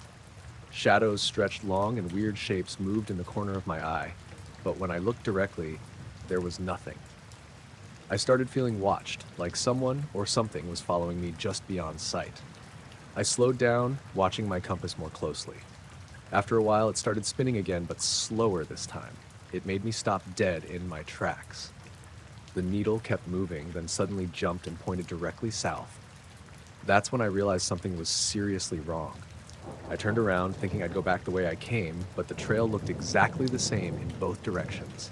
Same trees, same dead leaves, same little rock outcroppings. I felt like I was stuck in a loop.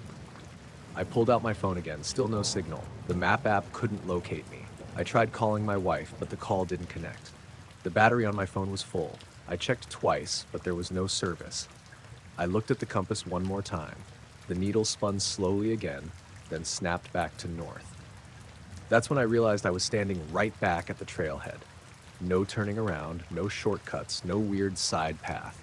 Just back where I started. I blinked and looked around. The parking lot was there. My car was parked where I left it. The trail sign was still there, with the same weathered sticker peeling off the post. I felt like my chest was tightening.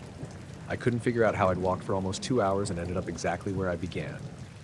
I looked down at the watch on my wrist. The time was the same as when I'd started the hike. No time had passed. But I knew it had. I got in the car, started the engine, and drove home without stopping. I didn't take any side roads or detours. I just left. At home, I checked my phone again. Messages from earlier that day were there, but nothing new. No missed calls, no texts while I was gone. I went to bed early, but sleep didn't come easy. The humming sound lingered in my head, and I kept seeing flashes of that spinning compass needle. I've been back to that trail since, but I don't take the same route anymore. I don't know what happened that day, and I don't think I ever will.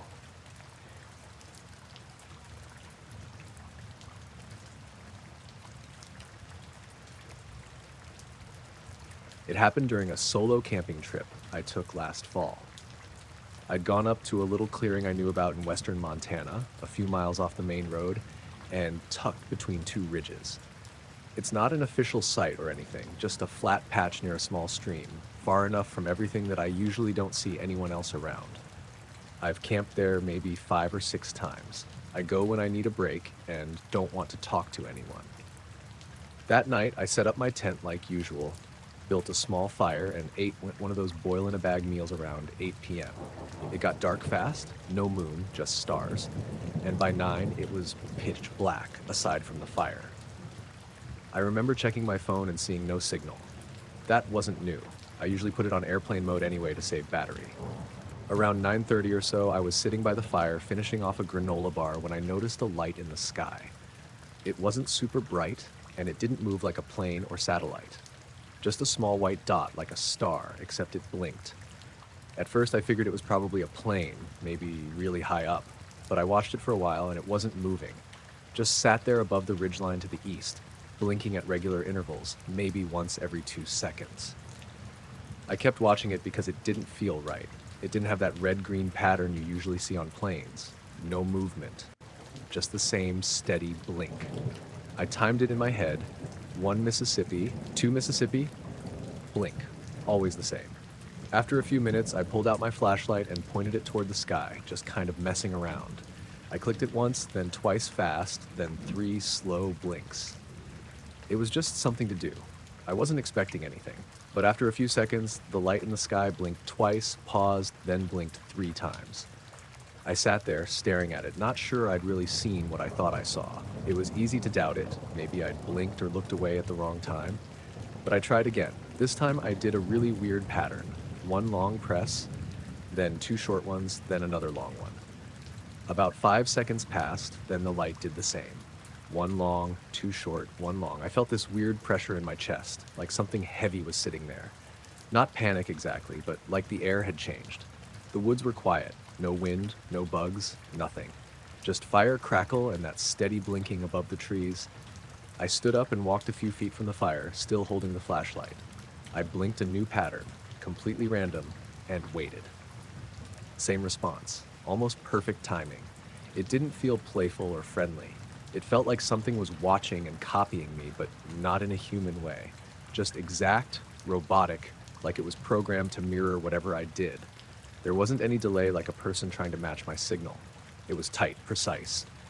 I tried once more, flashing as fast as I could, like 4 blinks per second, then stopping. I figured no one could keep up with that.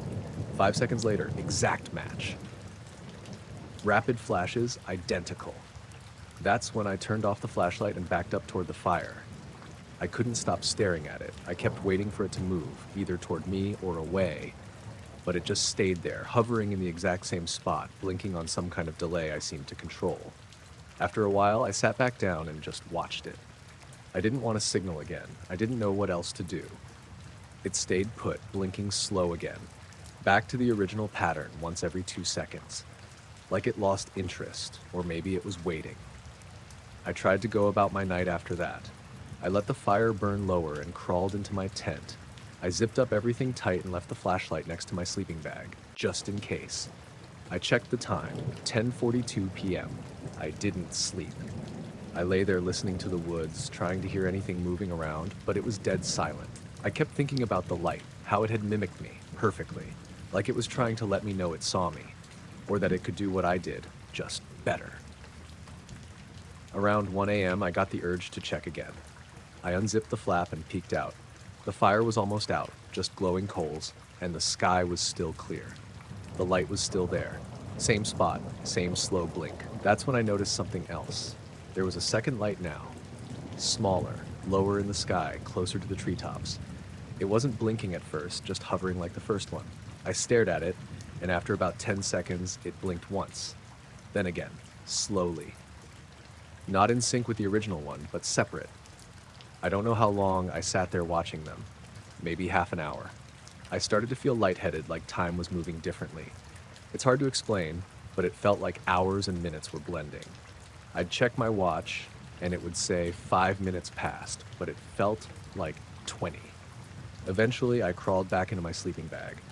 I turned away from the tent flap and just laid there, eyes open. The blinking kept going. No noise, no other signs of movement. I didn't sleep at all that night. By the time the sun came up, both lights were gone. The sky was empty, just clear blue over the ridge, like nothing had ever been there. I packed up as fast as I could. I didn't eat breakfast, didn't make coffee, just stuffed everything in my pack and hiked out. When I got back to my car, I sat for a while before starting the engine. I kept looking up, half expecting to see that blinking start again, but there was nothing. Later, when I tried telling someone about it, my brother actually, he thought I was messing with him. I showed him my flashlight and told him the exact sequence I used. He laughed and said, maybe it was a drone or a satellite glitch, but I know what I saw. I know how it responded. I know how fast I was clicking that light and how perfectly it copied me. And I know how still the woods were afterward, how it felt like something was waiting just above the trees.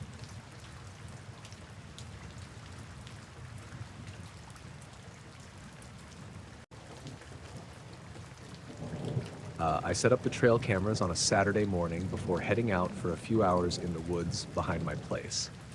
It's just some private land, nothing fancy, but I like checking for deer and other critters. I've had these cameras for a couple years, and usually they catch squirrels, rabbits, the occasional deer, sometimes a raccoon. Nothing weird. That day, I put one of the cams near this little clearing about a mile in. It's kind of a natural spot. No big trees right in the center, just grass and low bushes. I thought it might be a good place for animals to pass through or hang out. I left it there, went back to camp, and figured I'd check the pictures in a few days. When I finally got around to looking, I pulled the SD card out and popped it into my laptop. The first handful of photos were totally black, like no light at all. I thought maybe the battery died or the camera malfunctioned, but then I kept scrolling. Every single photo from the past 3 days was black. Not a single thing visible, no outlines, no shadows, nothing. I was confused.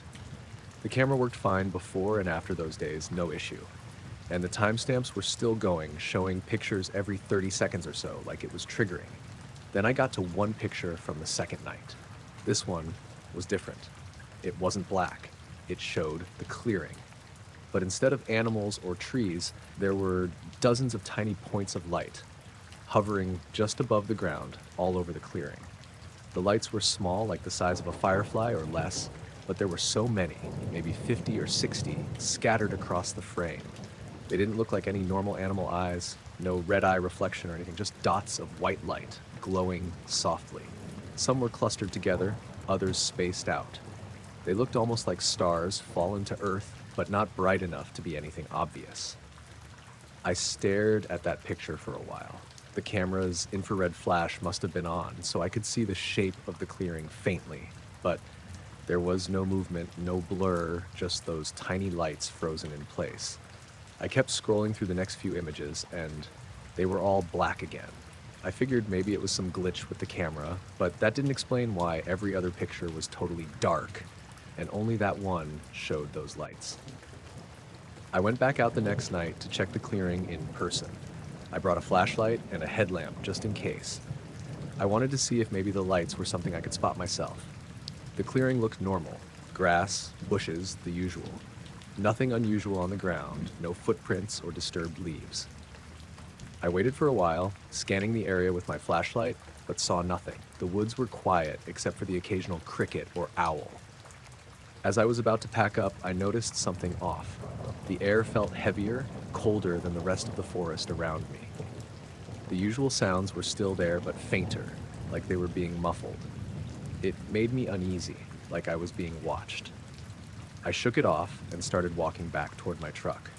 On the way, I thought I heard something moving behind me, like leaves rustling or twigs snapping. I stopped and spun around, but saw nothing except trees and shadows.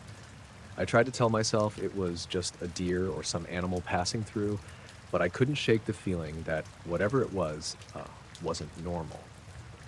That night, back at home, I plugged the camera's card into my laptop again and started digging through the other photos from the surrounding cameras on the property. Some of those images had strange things, too. Dark shapes that didn't look quite like animals, shadows that didn't match anything I'd seen. One photo showed a blurry shape standing just beyond a tree line. It was too dark to tell what it was, but it was definitely not a deer or a person I recognized. The outline was too thin, and the limbs didn't move like a human's would. I kept scrolling through the pictures, feeling more and more unsettled. Then I noticed the timestamps around the time that photo was taken, about an hour before the photo with the lights in the clearing. When I compared them, I saw gaps in the timeline. There were blocks of time where no pictures were taken, even though the cameras were working. The missing times added up to about 20 minutes in total. I went back to the clearing photo and zoomed in. The lights didn't look like fireflies or insects. They seemed too steady and perfectly round. Some looked like they pulsed very faintly, but not blinking or flickering the way you'd expect. I showed the photos to a buddy of mine who's into hunting and cameras. He just laughed and said maybe the camera's sensor glitched or it picked up some distant light reflections from a nearby house, but there's no houses close by. The nearest building is at least a mile away, and the clearing is surrounded by thick forest. I kept thinking about that night in the clearing, how the air felt off, how quiet everything was, and the feeling of being watched. I told myself maybe I was imagining things or the woods just mess with your head sometimes. A few days later, I went back to check the cameras again, hoping to catch something more clear. When I looked at the new photos, I noticed the blackouts were back. Entire sequences of pictures showing nothing but total darkness, even though it was a clear night with moonlight. Then, in one of the pictures, I saw something faint, a blurry, almost transparent shape standing near the edge of the clearing. It wasn't a person or any animal I knew. It had a vague humanoid shape, but looked kind of distorted, like it was half there or just out of focus. I stared at it for a long time, trying to figure out if it was some trick of the light or a camera glitch. I asked a local game warden about it. He told me cameras sometimes pick up strange things, bugs, moisture, even heat waves, but nothing like what I was describing. I didn't want to freak out, but I couldn't explain the pictures. That night, I stayed up late thinking about everything I'd seen. I checked the timestamps and photos again and again.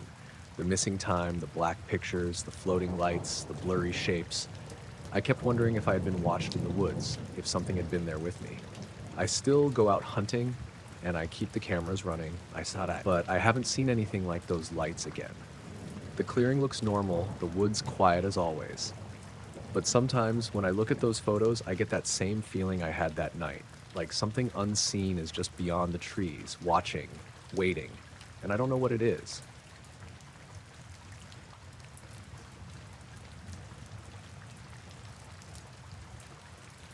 I was about 3 miles up on the Pine Ridge Loop when it happened.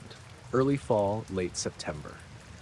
It was one of those hikes I'd planned last minute, just trying to squeeze in something after work before the days got too short.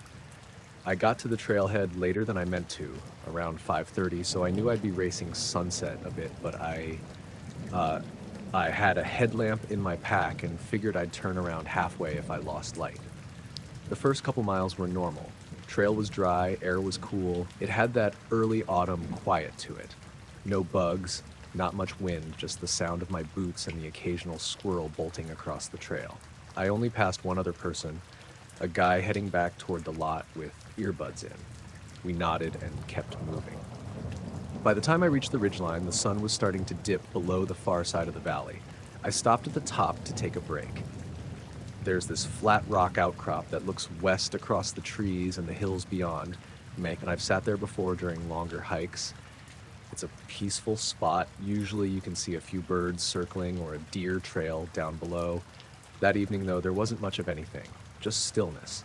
That's when I saw it. At first I thought it was a drone. It was hovering maybe 100-150 feet above the ridge on the opposite side of the valley, not moving, just sitting there, reflective, not fleck bright or flashing, just catching the light in this weird, dull way, like the way metal looks underwater. The shape was hard to make out. It wasn't round exactly, and it wasn't sharp-edged either. Kind of like a stretched-out drop, almost. It didn't wobble or shift like most drones do when they're holding position. It was perfectly still. I stood there for a few seconds just watching it. The longer I looked, the more off it seemed. There was no noise. Nothing. And it wasn't catching the sunset the way everything else was. The sky behind it had gone all orange and pink, and this thing stayed flat gray, like it didn't reflect color. I pulled out my phone. I didn't think much of it at first. Just figured I'd zoom in, take a video, maybe figure out what kind of drone it was. But the second I lifted the phone and pointed the camera, the screen wouldn't focus. Everything went blurry. Not just the object, everything. Like the autofocus was stuck in the wrong depth and couldn't correct. I tapped the screen. Nothing. Switched to photo mode, then back to video. Same thing. I tried to zoom. The image jumped a little, then froze.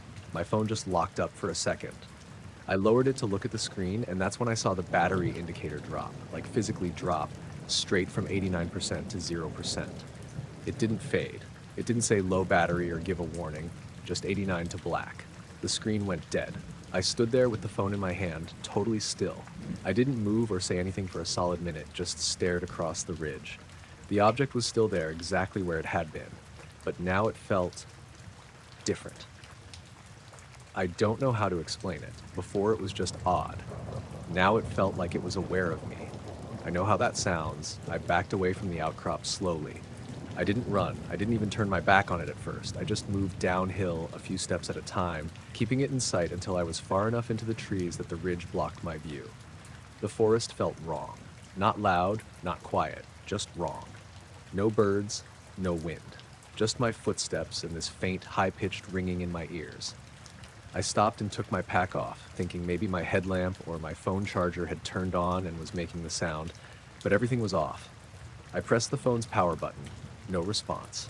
I started moving fast. The trail back to the parking lot wasn't long, but it felt longer. I kept checking over my shoulder, even though I didn't see anything. It was just this weight in the air, like something behind me, even I was alone. I passed a wooden signpost about a mile from the trailhead, the one that says Trail 4A and has a little arrow carved into it. And that's when I noticed the ringing stop. Not fade, just stop. The moment it did, every hair on my arm stood up. I kept going. Didn't stop again.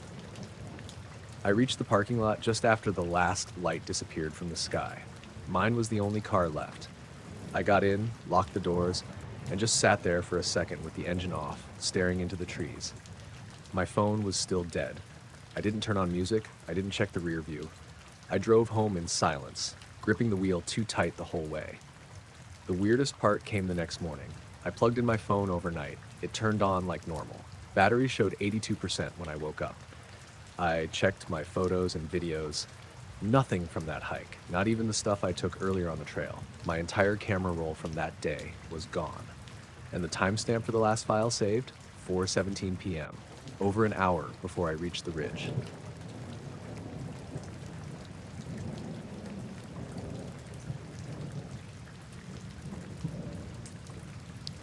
The storm came on fast that night. We were all sitting around in the living room, me, my wife, and our 2 kids, when the power cut out. 1 second everything was fine, then the lights just blinked off. Total blackout. No streetlights, no neighbors' houses visible at first through the windows, just the sound of heavy rain and wind hammering against the siding. I grabbed my phone to use the flashlight app, but the battery was down to 10%. My wife lit a couple of candles while the kids huddled close, trying not to freak out. The rain was coming down so hard it drowned out pretty much everything else. Thunder cracked overhead like a drum. After a few minutes, I looked outside the front window to check the street. That's when I noticed something weird. Every house on the block was lit up, like bright lights glowing through every window, as if the power was still on for them. But not ours. Our house was pitch black except for the flickering candlelight inside. I blinked, thinking my eyes were playing tricks. I even stepped outside onto the porch, holding the phone's weak light in front of me. The street was soaked and shiny from the rain, and every other house had lights on. Living room lamps, porch lights, TVs maybe. some kind of glow that showed people were inside. I saw movement in a couple of windows, silhouettes walking around. But our house was dead silent. No light coming from anywhere. I called out to my wife, who came to the door, looking puzzled too. We stood there together, watching the street, trying to figure out what was going on. Then I noticed it. Above the backyard, something was glowing softly. It wasn't lightning or anything like that. It was a steady, pulsing light that shifted colors from pale blue to a dull green, almost like it was breathing. I pointed it out, and my wife saw it too. The kids were staring from the kitchen window, wide-eyed. I went around to the back door, opened it, and stepped outside into the cold rain. The light hung maybe 30 feet above the treetops at the edge of our yard. The trees swayed in the wind, casting long shadows in the glow. The rain was heavy, but the light didn't seem affected by it. It stayed steady, pulsing like a heartbeat. I tried to call my parents, who live a few miles away, but no signal on my phone. No calls, no texts, nothing. The power was definitely out here. My wife grabbed a flashlight from the kitchen drawer and shone it toward the light, but it made no difference. The glow wasn't coming from any physical source I could see. No bulbs, no wires, nothing attached to the trees. I stepped further into the yard, feeling my way in the dark, trying to get closer, but the rain was soaking through my jacket and chilling me fast. The light seemed to pulse a little faster as I moved, almost like it was aware I was there. I told my wife to stay inside with the kids, but she followed me outside anyway. We stood together, looking up at the light and listening to the storm. After a few minutes, the pulsing slowed and dimmed, then suddenly vanished. The sky was just dark again. It was like it had been there 1 second, and then just gone. I looked back toward the street. The other houses' lights were still on, but when I turned around to go back inside, I noticed something else. Our house still had no power, but the clock on the microwave was flashing like it had just lost power and come back on. I went inside, flipped the kitchen light switch. Nothing. Checked the fuse box. All the breakers were fine. No signs of an outage inside, no sparking or anything weird. We sat back down in the living room with the candles, a little shaken. The kids were quiet, clearly uncomfortable, but too young to really know what to think. My wife and I exchanged glances, but said nothing out loud. A little later, when the rain let up, I looked outside again. The other houses' lights were still on, no sign they had any problem. The whole street seemed normal except for us. I checked my phone again. No signal, no connection to anything. I looked up at the sky, expecting to see clouds or maybe a storm moving past, but it was just dark, nothing unusual. I asked my wife if she wanted to check the neighbors' houses, but she said no, too risky in the rain and dark. We just stayed inside, watching the street, hoping the power would come back. Hours passed. Our power never returned, but the neighbors' houses stayed lit all night. When morning finally came, the sun was up and the storm was gone. I stepped outside in daylight, expecting to see something unusual in the backyard where the light had been, but everything looked normal. The grass was wet, the trees shook with the morning breeze, and nothing out of place. I walked down the street to check with the neighbors. Everyone said their power had been fine all night. No outages, no flickers, no weird lights. Back home, I checked all the circuits again, no problems. The power company said no outages in the area. I still can't explain what happened that night. The light, the blackout in our house while the street was lit, the silence, the feeling like something was watching us from the trees. The whole thing just feels like a glitch, something off in reality that I can't put my finger on. And sometimes when the power goes out and the wind is right, I find myself looking out the back window, half expecting to see that pulsing light waiting in the sky.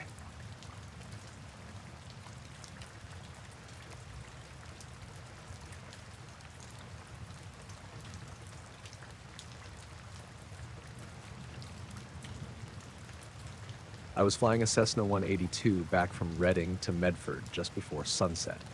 I'd done that route maybe 50 times, mostly ferrying parts or small packages for a shop my cousin runs. Nothing fancy. I'd taken off late because of a holdup with the cargo, and I remember being kind of annoyed about it since I didn't want to be landing in the dark. The weather was clear, a little hazy to the west, but smooth air and good visibility. It was just me up there. No co-pilot, no passengers. I had one crate about the size of a microwave strapped in the back. I checked everything twice before takeoff, like I always do. Radios, transponder, fuel altimeter, everything clean. I filed VFR and stayed around 7,500 feet once I leveled out. No issues, no chatter except a little traffic out of Sacramento way. I first noticed it just past Shasta. I was maybe 15 minutes north, somewhere over the forest between Dunsmuir and the state line. It started as a little glint in the corner of my right side window. Not bright, not blinking, just this pale yellow dot floating a few hundred feet off my wing. My first thought was that it was another plane, maybe someone coming in from the west at an angle, but I scanned and didn't see any nav lights. No strobes, no fuselage, nothing solid, just that one glow. I radioed a position check and asked if anyone had traffic at my 10 o'clock. Tower said negative. Nothing on radar. I tried not to dwell on it, but I kept glancing over and it was still there.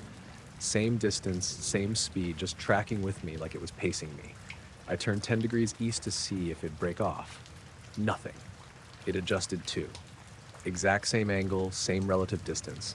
Not jerky like a drone, not fast like a jet, just smooth, like it was matching me perfectly. That went on for a solid 5 minutes. Then I did something kind of stupid. I banked hard to the left, a tight turn I wouldn't normally do unless I was trying to avoid something. Not dangerous, but sharp enough that I expected the thing to overshoot or fall back. It didn't. It matched me. It stayed locked in the same position relative to my wing, smooth as glass. I don't even know how to describe the movement. It wasn't aggressive or fast, but it was too precise, way too precise. Whatever it was, it had no trouble keeping up with me no matter what I did. By now, I'd started to sweat a little. I was gripping the yoke too tight and trying to keep my breathing steady. I keyed the mic again and asked Medford Tower if they had anything in my vicinity. I probably sounded a little rattled. They came back calm, said there was no known traffic, no radar blips, nothing visual reported. I didn't respond. I just stared out at the thing. It wasn't big, maybe the size of a basketball, but it gave off this really soft glow.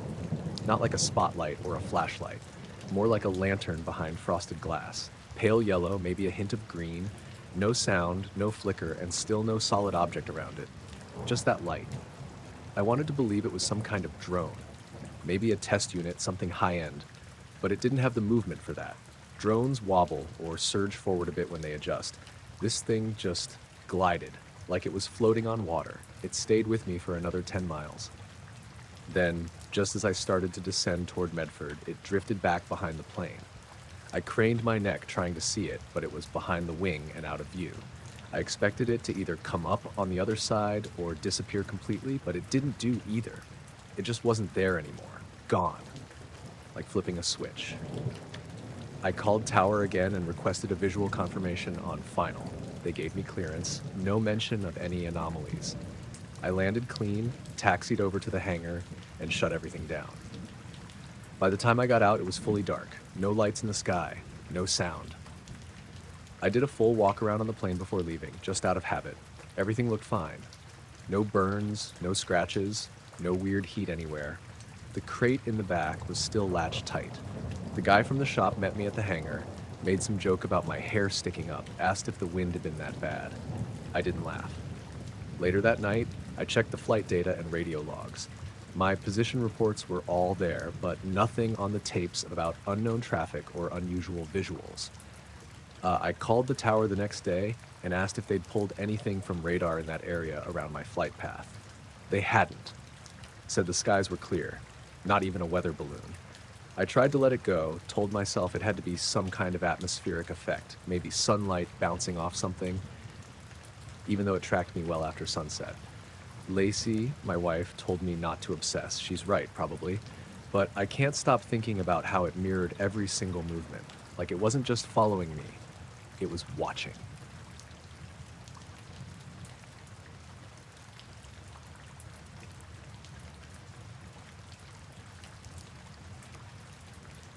I was camping alone off an old Forest Service road just west of Bend, Oregon. This was late October, right before the snow really starts to stick. I'd gone out for a quick overnight, just needed to get out of town and clear my head. Nothing crazy, just a simple setup. One-man tent, sleeping pad, a jet boil, and my dog Nellie. She's a red heeler mix. Smart, a little neurotic, but a good trail dog. I'd rescued her from a shelter in Klamath Falls a couple years earlier, and she's been my go-to companion ever since. She sleeps light too, which I always appreciated out in the woods. Anyway, we parked just off a spur road that'd been chewed up by logging trucks and hadn't been graded in years. Hiked in, maybe a mile and a half, to a clearing I'd been to once before. A flat patch near a shallow creek, surrounded by lodgepole pine and some younger firs. There was no cell service out there, which I liked. Just the sound of the wind and the occasional squirrel freaking out. I set up camp around 5 p.m., just as the lights started to go. It had been a gray, damp day, cold, but not freezing. The kind of weather that settles in your bones if you stop moving for too long. I made a small fire, cooked a pack of ramen, and gave Nellie some kibble. She wandered the edge of the clearing while I ate, nose to the ground, tail up. Around 7:30, it was already getting dark, so I packed out the fire and climbed into the tent. I had my Garmin watch on, just a basic GPS tracking model I used for trail runs and hikes. I always sleep with it on when I'm out alone. Not for any particular reason, just habit. Sometimes I'll check my heart rate or altitude in the morning. That night, I remember checking the battery before I went to sleep, 71%. I didn't set an alarm. I woke up once around 2 a.m. because Nellie growled. Not a full bark, just a low, deep-throated warning. I sat up, unzipped the sleeping bag, and listened. Nothing. No footsteps, no branches breaking, no distant engines, just wind moving through the trees. I put a hand on Nellie's back and she stayed rigid for a minute, then laid back down. I figured maybe a deer or a raccoon had wandered close. That wasn't unusual. I didn't really fall back asleep after that. I dozed on and off, mostly listening. Nothing else happened. It was one of those long nights where the dark feels like it stretches on forever. I didn't hear Nellie make another sound. When the sky finally started to lighten around 6:45, I got out of the tent, stretched, and fired up the jet boil for coffee. Nellie trotted a little circle around the clearing, sniffed the air, then sat near the tent and stared into the trees. Not unusual, just watchful. It wasn't until I sat down with the coffee that I remembered to check the watch. I pulled it up like I always do, just curiosity, seeing what my sleep heart rate looked like. But when I toggled to the GPS history, I saw something weird. A track had been logged between 1:58 a.m. and 2:44 a.m. It was labeled walk, which was already odd because I hadn't moved from the tent. The start time lined up almost exactly with when Nellie had growled. The GPS path showed a near-perfect circle. It looped around my tent about 15 feet out. A smooth, uninterrupted line, no erratic jumps, no doubling back. It completed 4 laps, then stopped. Total distance, 0.57 miles. Duration, 46 minutes.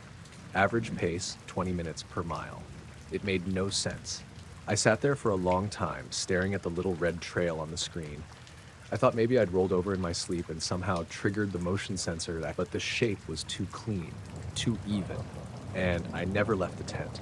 I was awake for most of that time, I was sure of it. I looked around the clearing for footprints. The soil was soft, damp in spots. I expected to see something, my own prints from the day before, Nellie's paw marks, but nothing fresh. No sign of someone or something circling us. I tried to shake it off. I told myself it was a glitch, that maybe the watch picked up a false signal. But then I looked at Nellie again. She hadn't moved from her spot. She was still staring into the trees. Not tense, not afraid, just locked in, watching. I packed up fast. Coffee half drunk, tent still damp. I didn't even bother rolling the sleeping bag properly, just stuffed it in the sack and clipped it to my pack. Nellie stuck close the whole time, which wasn't like her. Normally she'd wander as I packed, but that morning she didn't go more than a few feet from me. We hiked out quick. I kept glancing back toward the clearing, even though I couldn't see it anymore. Every crack of a branch made me twitch. When we got back to the car, I sat there for a while before starting it. Turned the watch off completely. I didn't delete the track, but I haven't opened it again either. It's still in the history, labeled walk. I haven't been back to that spot since.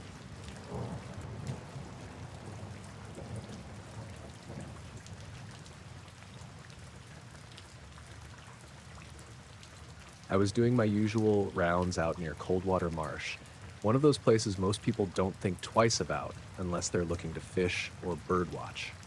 It's a quiet patch of wetlands about 20 miles northeast of the park headquarters, mostly dense reeds, muddy water, and the occasional dirt trail that snakes through the brush. I was alone that morning. My partner Kyle had the day off, and it was foggy, thick enough that I could barely see more than a few feet ahead. I wasn't expecting anything out of the ordinary. My job was mostly checking traps, making sure the boundaries were clear, and keeping an eye on poachers or lost hikers. The fog made everything feel slower, quieter, like the world had muted itself.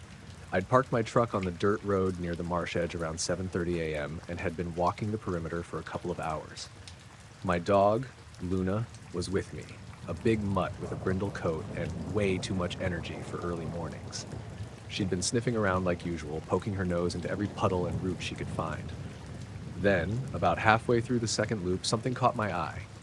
Muddy prints, leading right off the trail and straight into the marsh grass. I knelt down to get a closer look. The footprints were definitely human in shape, 5 toes, a clear arch, but they were enormous, at least twice the size of a normal adult male's prints. I swear the sole was nearly a foot long. I called Luna back and stood up, brushing mud off my pants. The prints went in a line, spaced out evenly, like someone was walking slowly and deliberately. The thing was, they stopped abruptly about 15 feet into the marsh itself. No sign of disturbance beyond that point. No way through the thick reeds and soggy muck. It was like the person, or whatever it was, had just vanished. I took out my phone to snap some pictures, but fog was messing with the camera focus. The images were grainy and washed out. Still, I sent a couple to the park office for records, with a quick note. I figured maybe it was some local fisherman or someone clumsy who'd wandered in, but the size of the prints threw me off. No one in this part of the county was that big, and the prints were fresh enough that they couldn't be from weeks ago. Luna started growling low in her throat, looking toward the marsh where the prints ended. I tried to ignore it and called her off, but she kept staring, stiff-legged and tense. I wanted to move on, tell myself it was just a weird anomaly. But something about the quiet there made my skin crawl. The fog seemed thicker near the marsh, like it was swallowing up sound and light. I stood still for a minute, and I swear I heard the faintest splash way off to my left, maybe 50 yards into the reeds. But when I looked, there was nothing, just a still patch of water and waving grasses. I started walking back toward the truck, keeping Luna close. My boots sank into the mud with every step, and I kept glancing over my shoulder, feeling eyes on me. Nothing visible, but that feeling stayed, like I wasn't alone. By the time I got back, the sun had burned off some of the fog, but the marsh still looked like a ghost town. The air smelled damp and heavy. I told Kyle about the footprints later, and he joked that maybe Bigfoot had taken a day off and wandered through. I laughed it off too, but deep down I wasn't sure what else to say. The next day, I went back with a small crew to look for more tracks or any other signs. We found nothing. The marsh was quiet. The water still, no prints or broken branches beyond what I'd seen. That night at home, Luna wouldn't stop pacing by the back door. She stared out into the dark like something was waiting there, just beyond the edge of the yard. I checked the security cameras. Nothing. No people, no animals. A few days later, I was going through the photos again, zooming in on the footprints. I noticed something weird I hadn't seen before, a faint second set of smaller prints inside the larger ones, almost like someone was stepping directly into those giant footprints. But when I looked closer, the smaller prints were off. The toes were too long and thin, like they belonged to something else entirely. I tried showing the pictures to some local wildlife experts and even the county sheriff, but no one had a good explanation. They said maybe an animal had messed with the prints or something, but none of it fit right. I stopped going near Coldwater Marsh for a while after that. The fog, the quiet, those prints all felt like pieces of something I couldn't put together. Last week, Luna started barking at the window again, the same tense, locked-on kind of bark. When I looked outside, there was nothing but the empty yard and a low mist rolling in. I swear, for a moment, I thought I saw a shadow move just beyond the trees. I don't know what I saw out there, or what made those prints in the mud, but whatever it wasn't human, and it didn't leave.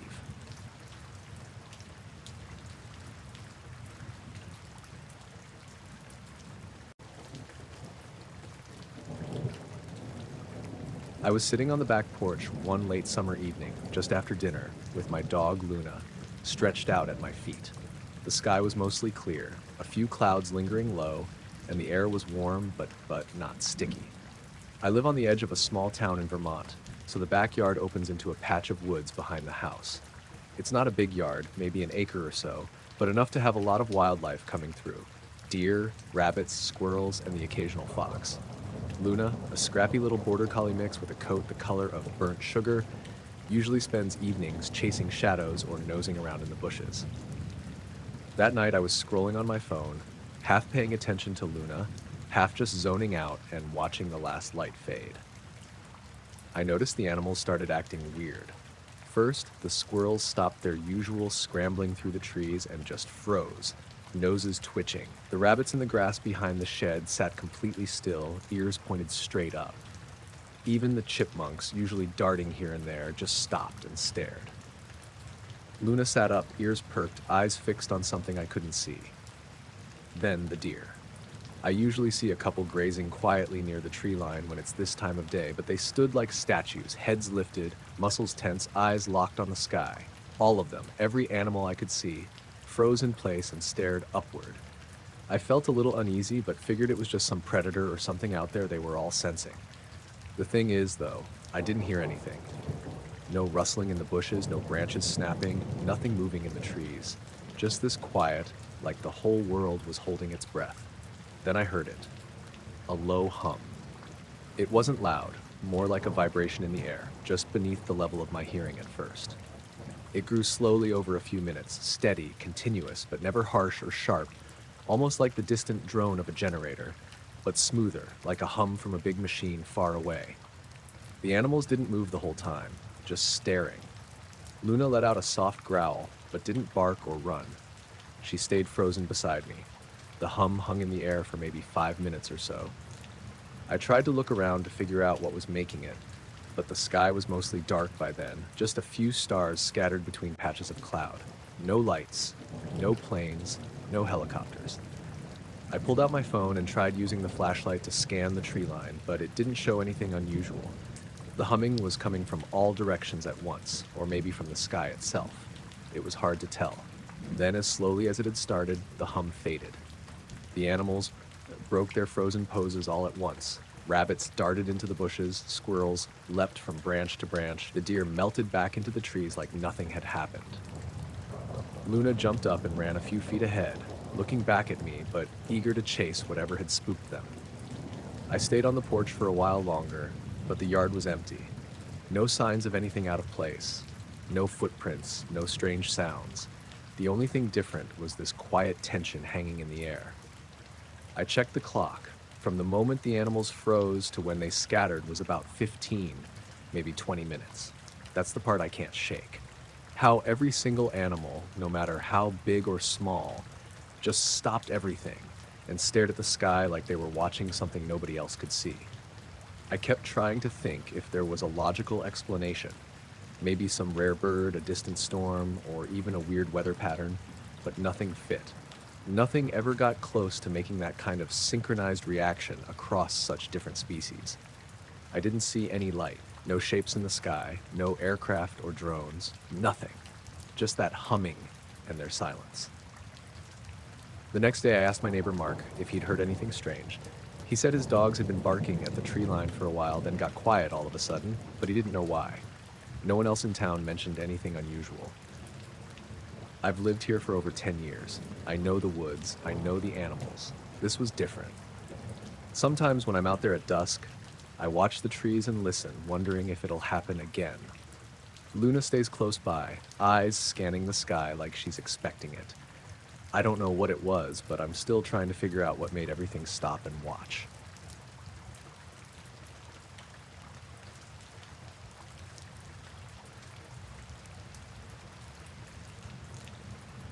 I was on a red-eye flight from Seattle to Chicago, sitting in the window seat of row 22. The plane was cruising at about 35,000 feet, and the lights inside were dimmed for most of the trip. I wasn't really tired, so I kept my window shade open, mostly watching the clouds drift by in the night sky. The moon was just a thin crescent, so it wasn't bright, but there was enough light to see some texture in the clouds below. About 2 hours into the flight, I noticed something unusual just outside my window.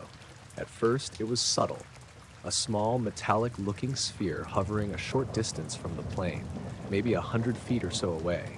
It wasn't blinking or flashing any lights like a drone or another aircraft. It just hung there, perfectly still, reflecting the pale moonlight. I blinked a couple of times, convinced it was some kind of trick from the glass or the reflection of the plane's wing. But then the sphere shifted, moving parallel to the plane. It matched the plane's speed perfectly, which was weird because the plane was moving fast, around 550 miles per hour. I turned to the person next to me, a woman who looked half asleep, and pointed out the window. She barely glanced and said something about just a cloud or a bird, but I knew what I was seeing. The sphere stayed close, pacing alongside us for at least 5 minutes. It never got closer or farther away, just maintained that exact distance like it was riding the slipstream or something. I couldn't see any wings or propulsion system, just that smooth metallic surface that looked almost mirror-like, but with no real reflection, more like a dull sheen. What struck me was how unnatural it looked. The clouds around it were ordinary, drifting in their usual patterns, but the sphere didn't cause any turbulence or change. No jet wash from the engines, like no shifts in air pressure or anything you'd expect with something moving through the air at that altitude. It just moved with the plane. After those few minutes, the sphere suddenly changed direction. It drifted upward a little, disappearing into the cloud layer. The clouds there were thicker, gray, and wispy. Once it vanished, I kept watching the same spot for a while, but it didn't come back or reappear anywhere else. For the rest of the flight, I couldn't stop thinking about it. The other passengers were quiet or asleep. The flight attendants kept doing their rounds, and the captain never said a word over the intercom. If I hadn't seen it myself, I might have convinced myself it was just my imagination or some optical illusion caused by the plane's lights and clouds. When we landed in Chicago, I looked for news or anything about strange sightings over the Midwest that night. Nothing. No reports, no odd radar activity, no other passengers mentioning anything. Back home, I told a couple of friends, and most just shrugged it off as a drone or a weather balloon. But this thing wasn't anything normal. No blinking lights, no sound, no movement that made sense. Sometimes when I'm on another flight and the cabin lights go down, I find myself watching the clouds out the window again, half expecting to see that sphere or something like it. But it's never there. Just the same empty sky, silent and vast. I don't know what it was, really. Just a quiet presence pacing alongside us, perfectly synchronized, and then gone.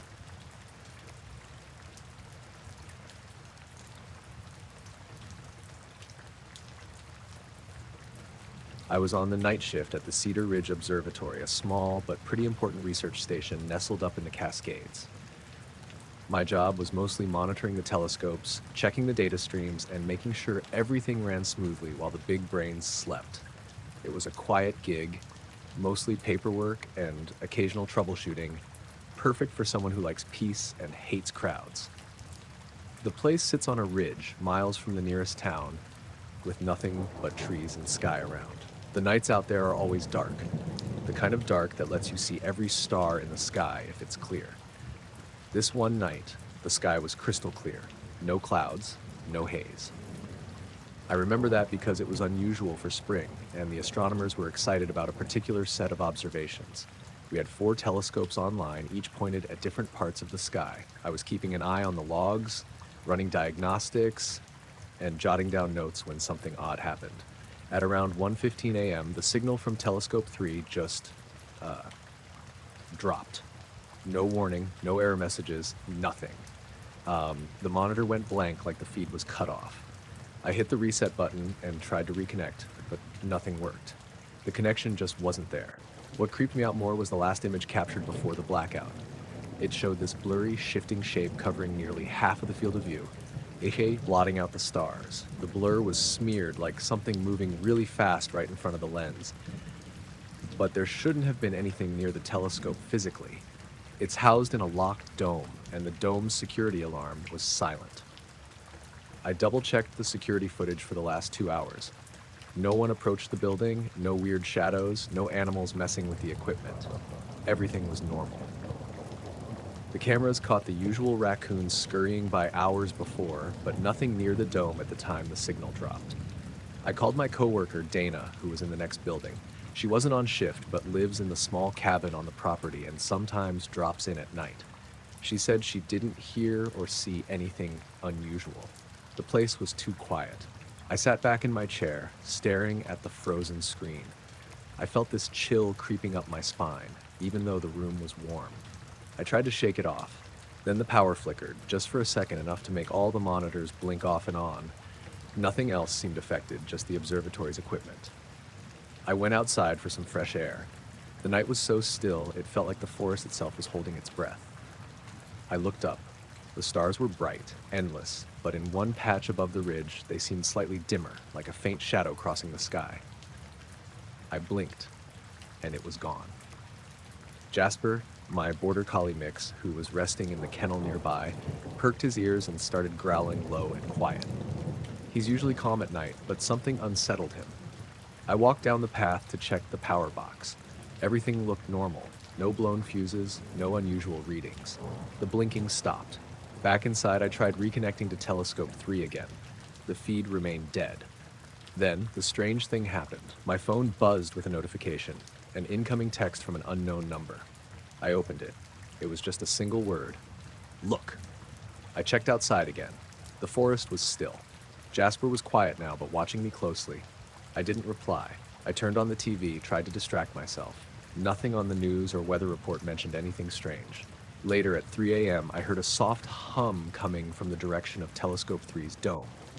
Like a low vibration, almost mechanical, but steady and constant. I grabbed my flashlight and headed out, Jasper following. The dome was locked tight. No way anyone got in. The hum stopped when I got close. I checked the camera feed one last time and noticed the blurry shape on the last image wasn't random motion.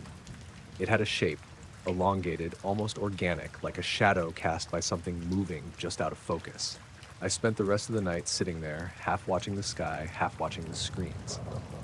No more blurs, no more signals lost, but the feeling lingered, like something had brushed past the edge of everything I knew. I packed up at dawn and drove home through the empty mountain roads. Jasper was quiet in the back seat. The next day, the observatory replaced the telescope's camera, but they never found what caused the blackout. I still don't know what the blur was, or why the power flickered, or why I got that text. But every time I look up at the stars now, a part of me wonders, what else is out there, just out of sight?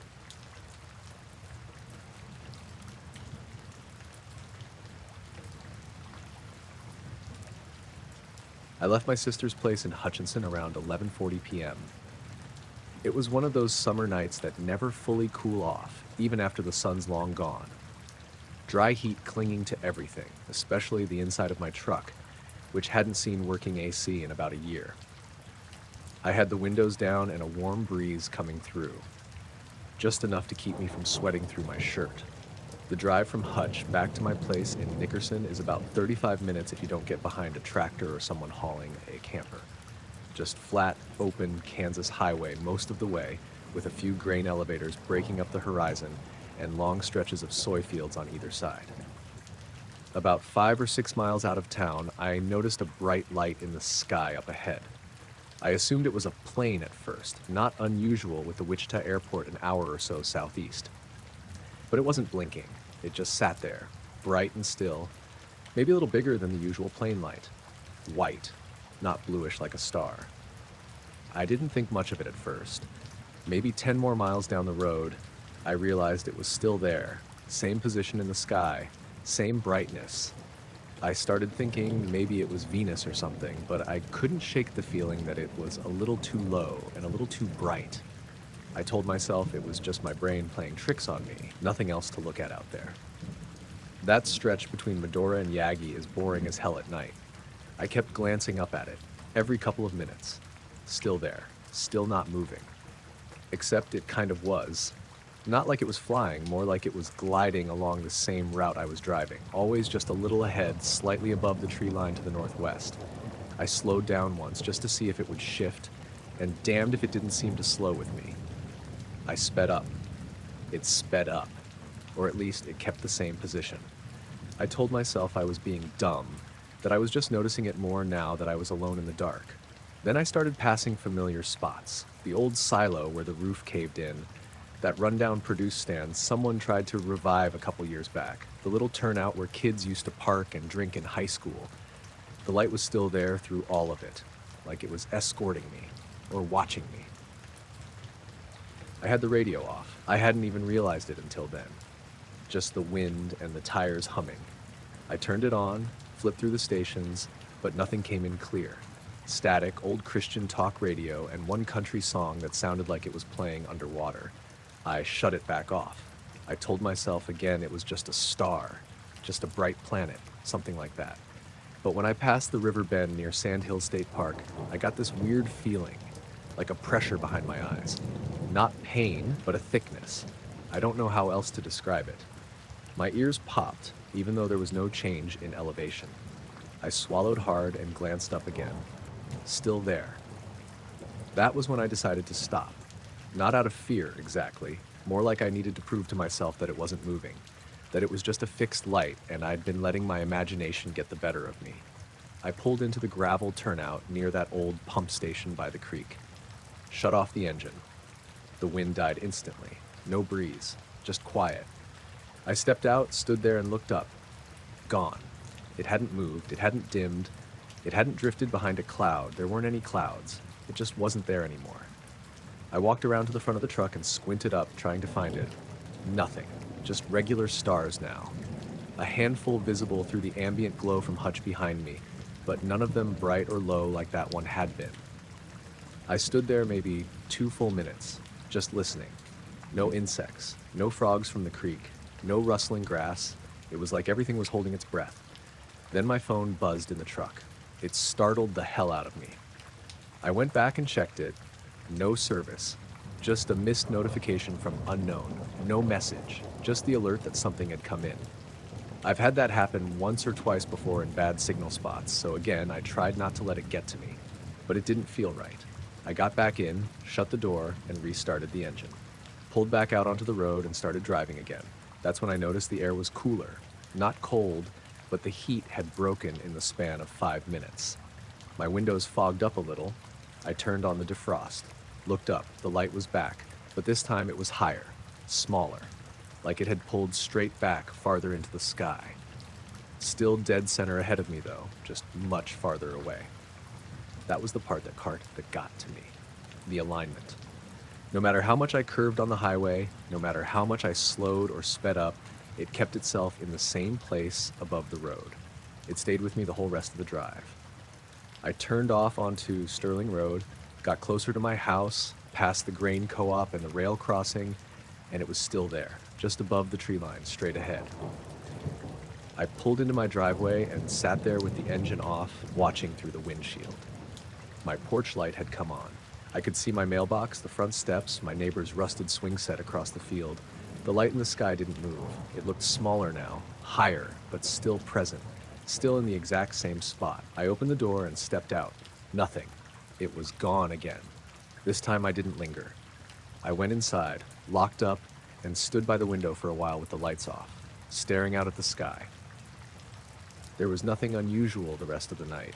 I didn't sleep much, but nothing else happened. The next day, I checked the weather apps and flight trackers. Nothing was showing up over that part of the state at that time. Clear skies, no alerts. I even called a buddy of mine who used to fly crop dusters, told him about the light.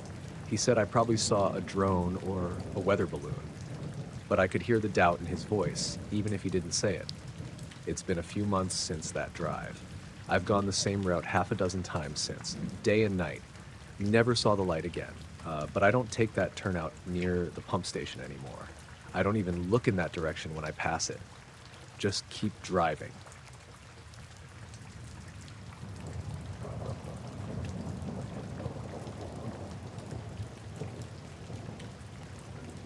It happened 3 winters ago on a Tuesday night. I was living alone at the time, renting a house on the outskirts of Butte, Montana, close enough to town for work, but far enough that you could walk into your backyard and not see another porch light. The place backed up to some old Forest Service land, mostly pine and rock. Quiet. I liked it that way. I was working nights back then, doing snowplow contracts for the city. Shift started at 10 p.m. and ran until the roads were clear, usually sometime around dawn. That particular night, though, they'd canceled the rotation because the storm we were expecting never hit. Roads stayed dry, so I had the night off. I stayed in, made a frozen pizza, fed my dog, Buster, a mutt that looked a golden retriever mixed with something scrappier. I watched half a hockey game, then turned in early. I remember checking my phone one last time before I plugged it in and set it on the nightstand. No missed calls, no messages. Just 10:43 p.m. and that little lightning bolt icon showing it was charging. I woke up once, sometime around 2 a.m., because Buster growled.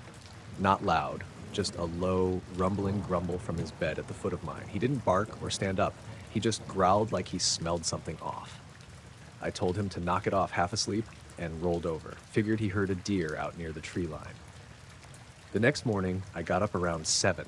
Took Buster out for a quick walk, then made coffee.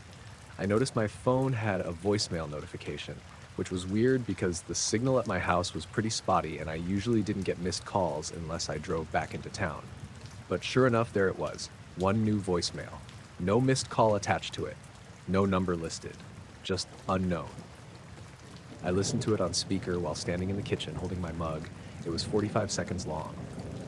The first part was just this low humming noise, real deep, like when you're near high voltage lines or a big transformer, that steady, low frequency vibration. But underneath it, there was this soft, grainy static, like a bad radio station. No voices at first, no clicks, just hum and static. About 30 seconds in, I heard it. My name. Whispered, not once. Plain as day. Connor. Pause. Connor. Same voice both times. Male. Quiet but clear, not emotional, not threatening, just saying my name like they were checking to see if I was listening. Then nothing, just the hum fading out into silence. I played it again, same thing. No distortion, no skips. The voicemail hadn't glitched, it was just like that. I checked the timestamp, 2:13 a.m. That's when I remembered Buster growling. I looked around, kind of half expecting to find something wrong in the house, but everything was normal. Doors locked, no windows open, no footprints outside but mine and Buster's. I deleted the voicemail. I don't know why. It just felt wrong to have it saved. I figured it had to be some kind of prank, maybe a spoofed number. But the fact that there was no call record at all, just the voicemail, bothered me. I checked my call log, even went online to my phone account later that day. Nothing logged for 2:13 a.m. That night, I stayed up later than usual, watching dumb TV with the volume too high. Buster stayed near me more than normal, which he only did when it stormed or something spooked him. Around midnight, he went to the sliding door and stared out into the yard for a full 5 minutes, ears up, body stiff. But he didn't bark. I got up and looked too. Nothing out there, just snow and dark and trees. 2 nights later, I got another voicemail. Same number, unknown, same time of night, 2:09 a.m. This one was shorter, only about 20 seconds. Mostly static this time, with these weird distant clicks, like tapping on glass. Then, near the end, something like breathing, just one long, slow inhale. That's it. No voice, no name. I didn't delete that one right away. I kept it for a few hours, played it 3 or 4 times like I was trying to hear something more in it. I even held the phone to Buster to see if he'd react. He did. As soon as the static started, his ears flattened and he walked out of the room. I deleted it before bed. That weekend, I drove up to Missoula to stay with my sister for a couple nights. I told her work had been slow and I wanted a change of scenery, but really, I just didn't want to be at the house alone. I didn't get any voicemails while I was there. My phone stayed quiet. When I got back, I walked the property again. Nothing out of place, no tracks, no signs of anyone messing around. My landlord lived 2 hours away and never came out unless something broke, and I didn't know anyone close enough to think they'd be messing with me. The last thing happened maybe a week later. It was about 1:30 in the morning. I hadn't gone to bed yet. I was sitting in the living room, lights low, just kind of scrolling through nothing on my phone. Buster was asleep on the rug. Everything was quiet. Then the humming started, but not from the phone. It was outside, low, steady, pulsing, like it was coming from above the house, but not loud enough to rattle anything. Just barely audible.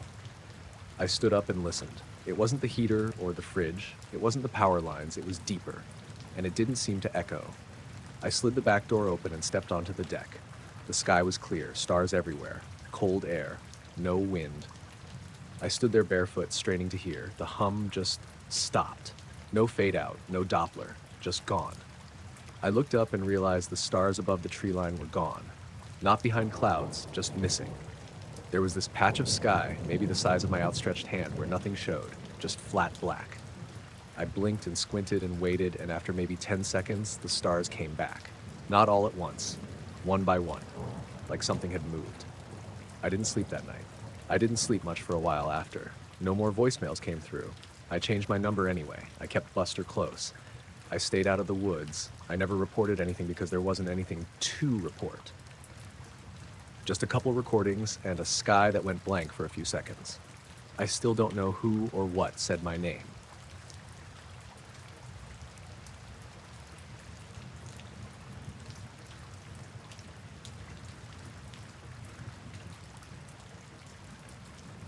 I didn't expect to be writing this down, honestly. Never really been the type to believe in weird stuff, but what happened that weekend in the Colorado Rockies has stuck with me, and I guess putting it into words might help me make some kind of sense of it. Me and my buddy Darren had planned a quick camping trip up near the Indian Peaks Wilderness. We wanted something low-key, just a couple nights away from the city noise. We drove up Friday afternoon, and after a couple hours on a dirt road that got narrower and bumpier the higher we went, we found a small clearing near a creek. It wasn't marked on any map, just a spot Darren had found years ago on a hiking forum. We figured it'd be quiet, and it was. The day was clear but cold, early October, and the sun was dropping fast by the time we set up camp. Darren pitched the tent while I gathered some firewood. His dog, a big goofy mutt named Rufus, ran around sniffing everything, happy as could be. The woods were dense around us, tall pines with thick branches, and the creek babbled softly nearby. That first night was normal. We ate some canned chili, drank some beer, and talked about nothing much. The sky was clear, stars shining bright. Rufus curled up between us, occasionally lifting his head to listen to sounds in the woods. But then around midnight, things started to get weird. At first, it was this soft knocking sound, like someone tapping a stick against wood, but steady and rhythmic. It wasn't coming from the trees or the ground. It was coming from above. I looked up, thinking maybe it was a branch rubbing against the tent or something, but the tent was quiet and the knocking was too regular to be wind. Darren heard it too. We both sat up listening. Knock, pause, knock, pause, knock, knock, pause, knock. It wasn't a pattern I could make sense of, but it wasn't random either. It reminded me of Morse code or some kind of signal. We stayed quiet, eyes on the treetops, but couldn't see anything. Rufus got uneasy. He stood up and growled low, his ears perked forward. Then Darren spotted something. Above the clearing, between the tops of the pines, 3 red lights blinked in sequence. Slowly, calmly, like a triangle. They hovered there, not moving and totally silent. At first, I thought maybe it was some sort of drone or remote-controlled thing, but the lights weren't flashing like drone LEDs. They blinked one at a time, steady like a signal, and there was no noise, no buzzing, no engine hum, just this strange knocking in the blinking lights. I tried to focus my eyes to see if I could make out any shape around the lights, but there was nothing visible. Just 3 points of red light, perfectly spaced, floating way too still. The knocking kept going, steady and calm, as if it were coming from the lights themselves. I wanted to call out or wave, but Darren shook his head. We both just watched. The forest felt dead quiet besides the knocking. The usual night sounds, crickets, owls, rustling, were all gone. After maybe 10 minutes, the lights blinked faster, the knocking speeded up too. Then, suddenly, everything stopped. No knocking, no blinking, nothing. Just the black sky with stars again. We waited a few minutes, but the lights didn't come back. I checked my phone. No signal, which wasn't a surprise this far out. Darren turned on his flashlight and shone it around. The woods looked normal, the creek still flowing, Rufus cautiously sniffing around. Neither of us said much. We tried to laugh it off as some kind of weird coincidence or a prank from other campers, but there was no one else out there for miles. The next day, we found no footprints or signs anyone else had been near the clearing. The ground was undisturbed. No trash or tracks. That night, the knocking and lights didn't come back, but I kept waking up feeling like something was watching us.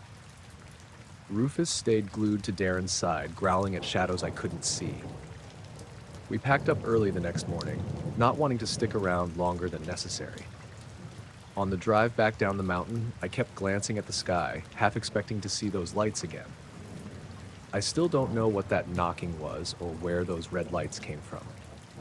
Nothing I've ever read or seen matches it. No sound, no shape, just a strange signal from the sky that vanished like it never happened. I've told a few friends about it, but no one really knows what to make of it either. I'm not sure I do. It's the kind of thing that doesn't fit anywhere, like a secret hidden in the dark between the trees.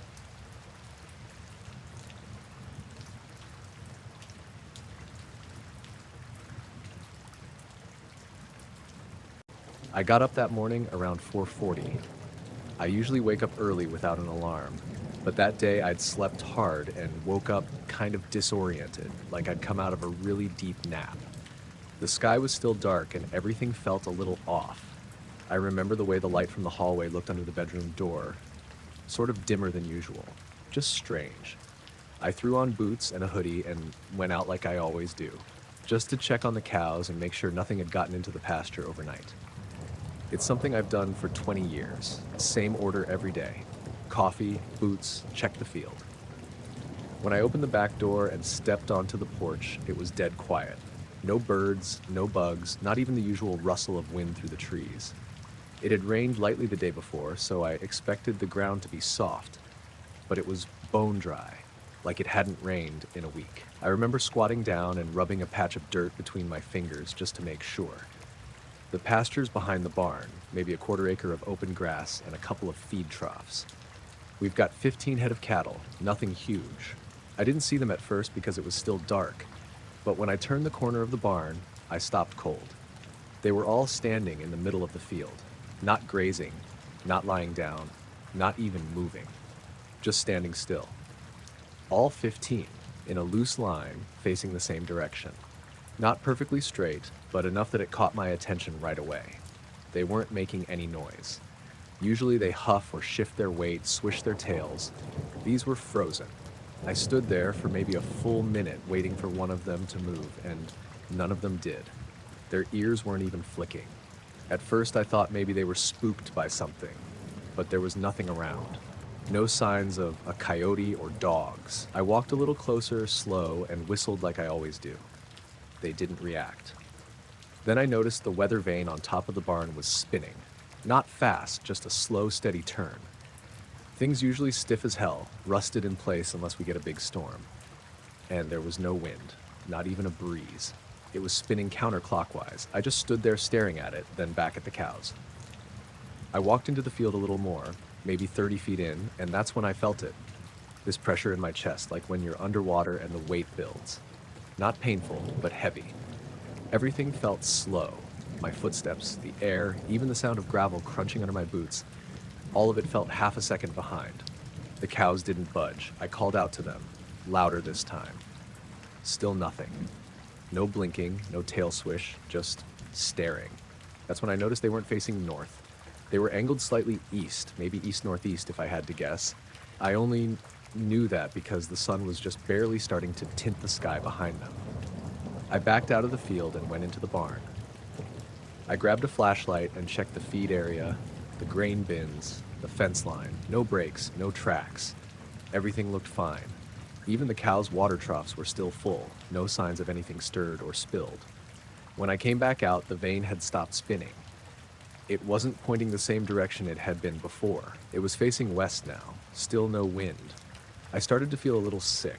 Not nausea exactly, just uneasy, like my insides were buzzing. I remember putting my hand on the side of the barn to steady myself, and it felt warmer than it should have. Not hot, but definitely warmer than the air around it. Then one of the cows moved. Not all of them, just one near the center. It took one step forward and let out this low, rough grunt, like it had just woken up. Then another followed, and another. Within maybe 30 seconds, they were all shifting around, looking in different directions, starting to graze again like nothing had happened. I stood there watching them, and for a second I felt completely alone.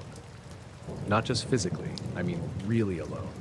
Like nothing else in the world was awake yet. I checked my phone. It said 5:07. I don't know how long I'd been standing out there, but it felt like maybe 10 minutes tops since I walked outside. It was weird enough that I went inside and wrote the time down on a sticky note, just in case I forgot or second-guessed it later. I didn't tell my wife right away.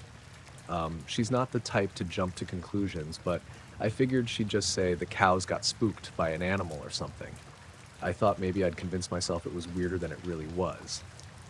But then, later that afternoon, I noticed one more thing.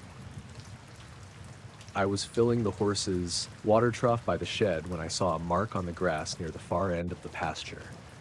At first it looked like a patch of dead grass, but when I walked over, I saw it was this perfect oval. Not a burn mark exactly, just flattened, like something heavy had been set down and then lifted off without dragging. The grass was bent inward from all directions. There were no tracks leading to or from it, just the oval. About 8 feet across, maybe 4 wide. Dead center in the part of the field the cows had been staring at. I didn't touch it, just looked at it and walked away. That night, I stayed up late watching the pasture through the window. Nothing happened. No strange lights, no odd sounds, no more frozen cows.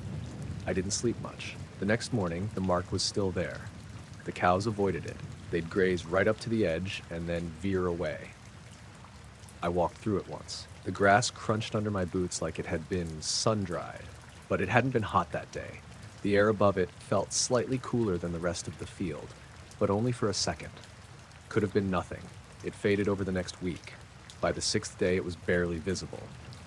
But I still noticed the cows never stood there. I kept checking the weather vane every morning for about a month. It didn't spin again. No idea what happened, but I started keeping a notebook after that. Just dates and weird stuff, sounds, lights, animals acting off. Nothing since then's been quite like that morning, though. Nothing even close.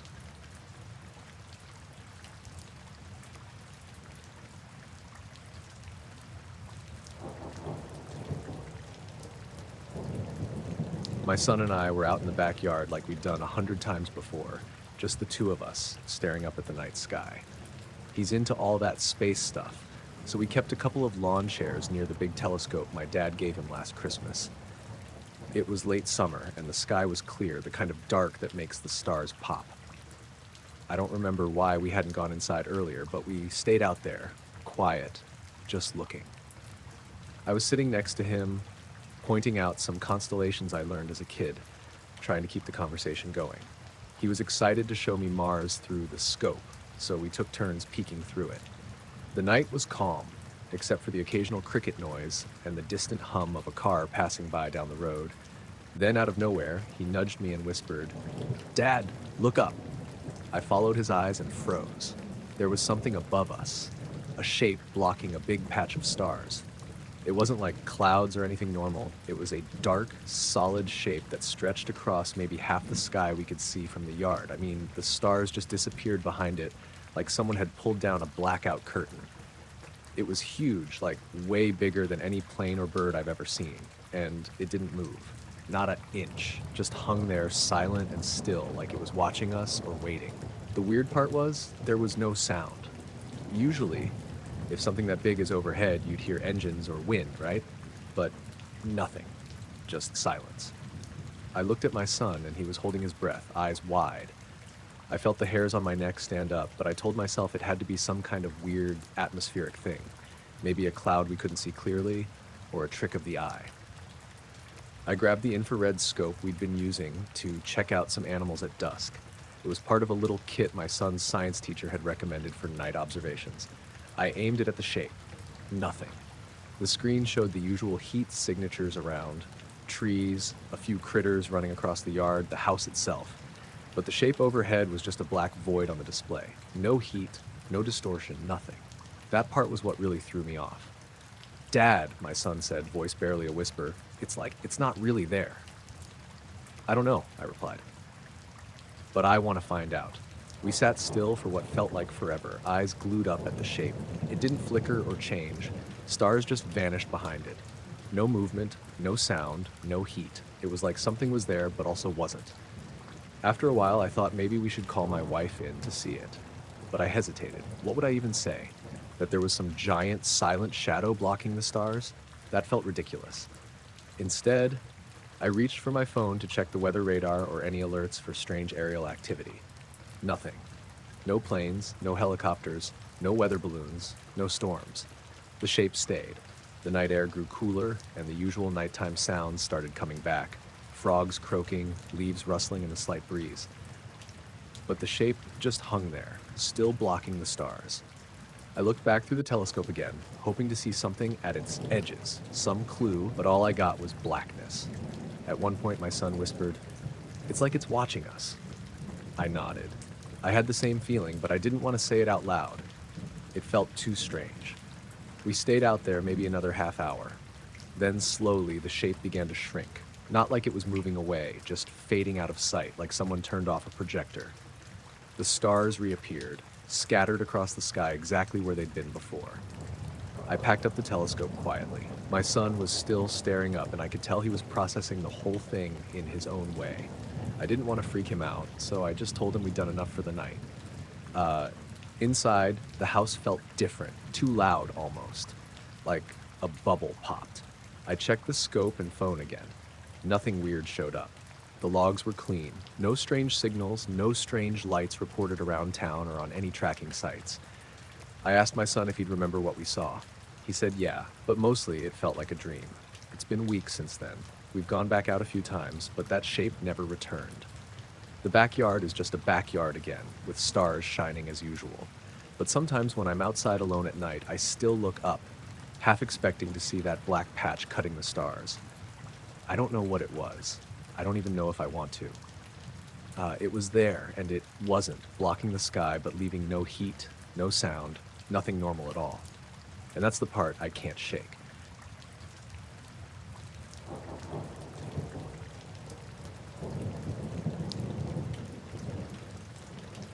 I was hiking alone, like I usually do.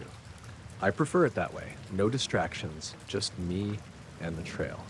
That morning, I left my phone off and in my pack except for the earbuds, which I had plugged into my phone earlier but then unplugged because I like to listen to the sounds around me. Still, I kept the earbuds in my ears, more out of habit than anything else. The trail was quiet, typical for midweek early fall. The trees were just starting to change colors, and the air had that crisp, slightly damp feel you get when the sun's still low but climbing. I'd been walking for maybe an hour, nothing unusual, just the crunch of leaves underfoot and the occasional bird call. Then, out of nowhere, I started hearing this noise in my earbuds. It wasn't music or anything I recognized. It was faint at first, like static, but it had a rhythm, like a conversation, only it wasn't any language I knew. It was garbled, almost electronic, but distorted, like an old radio picking up a weak signal. It reminded me a little of those sci-fi shows where aliens are trying to communicate, but you can't quite understand them. At first, I thought maybe it was someone playing a prank nearby, or that the earbuds had malfunctioned and were picking up some weird interference. But the weird part was, my phone was zipped away in my backpack and completely off. I double-checked before leaving. I stopped walking and pulled out the earbuds to check. They were unplugged, just dangling in my hands and totally silent once disconnected from the phone. When I put them back in, the noise came back, soft but clear enough to make my skin crawl. I figured maybe I was just tired or imagining it, so I kept walking. But the noise stayed, low, rhythmic, like voices talking back and forth. Not human voices, though. I swear it was something else. It didn't make sense, but it was definitely there. I glanced behind me, expecting to see another hiker or someone messing around, but the trail was empty. No one. Just trees and the fading light of the afternoon. The more I listened, the more unsettled I got. The sounds weren't like any language or code I'd ever heard, but they weren't random either. They felt deliberate, like something was trying to talk through the earbuds. I slowed down and looked around. The forest felt heavier, like the air itself had thickened. I realized I was holding my breath without thinking about it. Then, suddenly, the noises stopped. I hadn't moved, but I glanced back the way I'd come, like something about the air shifted. It was quieter, too quiet. No birds, no rustling leaves, just silence. I turned around slowly, scanning the trees and the underbrush, but still nothing there. The only sound was my own heartbeat, pounding in my ears louder than before. I decided to take out the earbuds and put them away for real this time. As soon as I did, the forest seemed to breathe again. The birds started calling. The wind picked up just enough to shake leaves down. I shook my head, trying to clear my thoughts. I kept hiking back the way I came, sticking to the main trail. The whole time, I couldn't get the feeling off that I was being watched, like something had been following me, just out of sight. By the time I got back to my car, it was dark enough that the parking lot lights flickered on. I checked my phone. No messages, no missed calls, no strange signals or anything. I don't know what that noise was or why it came through my unplugged earbuds. I'm not the kind to freak out over stuff like this, but that day felt different. Like something was there, just beyond the edge of what I could see or hear, trying to make contact without really showing itself. I'm not sure I want to go back to that trail alone again, so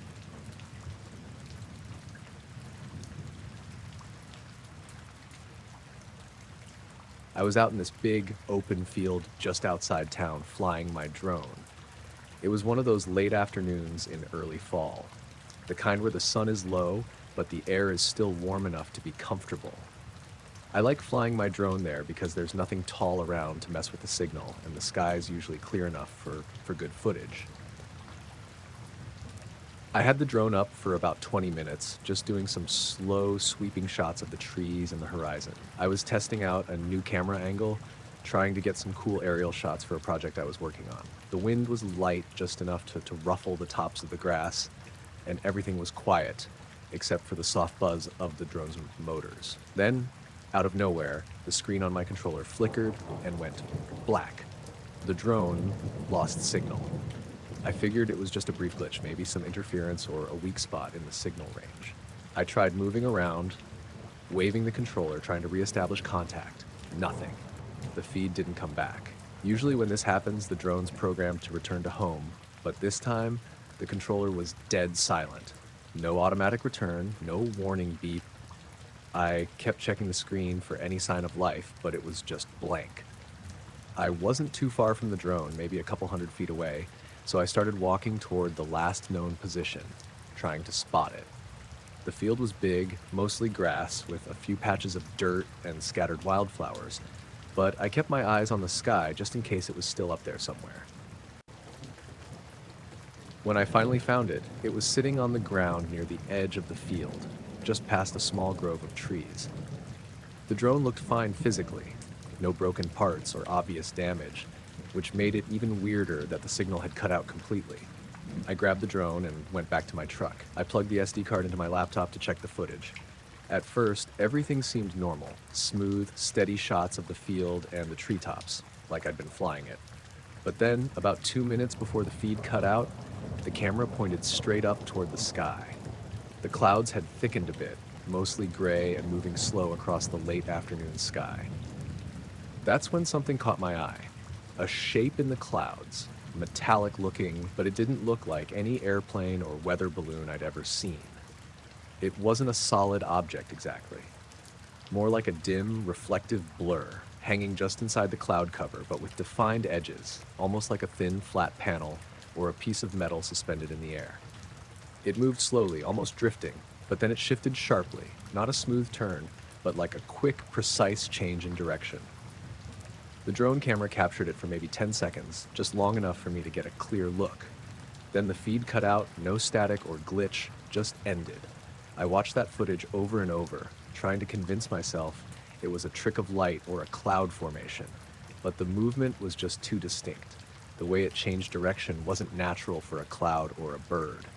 After that, things got strange in real life too. The day after I lost signal, I went back to the field to fly again, hoping to find whatever caused the interference. But when I got there, the field was quiet in a way I didn't expect. The usual sounds, birds chirping, wind rustling through grass, were almost completely gone. It felt like the whole place was holding its breath. I set up the drone again and tried flying it. The controls felt sluggish, like there was some invisible resistance. The signal was weak too, and the screen flickered a few times, showing faint static. I gave up and started packing up when I noticed something on the edge of the field, near where I'd found the drone the day before. A pale, blue light, just hovering low over the grass. It wasn't bright, more like a soft glow, and it pulsed twice slowly. I stared at it, frozen for a minute, wondering if it was just a trick of the light, maybe the reflection of something off a distant window or a car's headlights far away. But no cars or houses were nearby. Then the light vanished, just disappeared like someone switched it off. After that, I couldn't shake this feeling that something was watching me. Every time I looked toward the sky, I felt like I was being tracked by something I couldn't see. I kept checking my phone for messages or calls, but it was like my phone wanted to be silent. No texts, no notifications. The nights after that were rough. I kept hearing strange sounds outside my window. A low humming or occasional tapping that I couldn't place. It never lasted long and was always just out of clear view. Eventually, I stopped flying the drone for a while. I needed time to figure out what I'd seen or if I was just imagining things. Weeks later, I went back to that field one more time. It was late afternoon again, the same time I'd lost the signal the first time. I set the drone up, looked around, and waited. Nothing happened. No weird lights, no buzzing, no interference. I flew the drone for half an hour, got good shots, and brought it home. But even now, I can't explain what was in those clouds or why my drone lost contact. And sometimes when I look up at a clear sky, I think I still catch a glimpse of something out of place. Something that moves differently than the wind or the birds. Something I don't understand.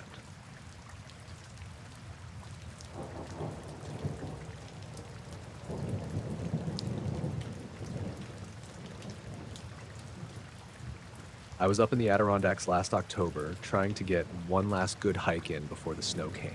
Took a week off work, rented this little cabin near Stillwater Reservoir. Nothing fancy, wood stove, no Wi-Fi, no cell signal unless I hiked up the ridge out back. That was kind of the point. I needed a break from everything. I brought my dog, Rook, a gangly black and white mutt I got from a rescue in Albany. He's usually nervous in new places, but he loves the woods. It happened on my third day out there. Weather had turned weird. Warm for the season, but humid, like late August, not mid-fall. The leaves were mostly down, so the trail was slippery in places. I decided to take the side loop off Red Horse Trail, one that followed an old logging road. It wasn't on the main map, but the cabin owner had pointed it out to me, said it made for a quiet loop with almost no foot traffic. I left around 10:30 a.m., took my time, stopped for lunch near a creek.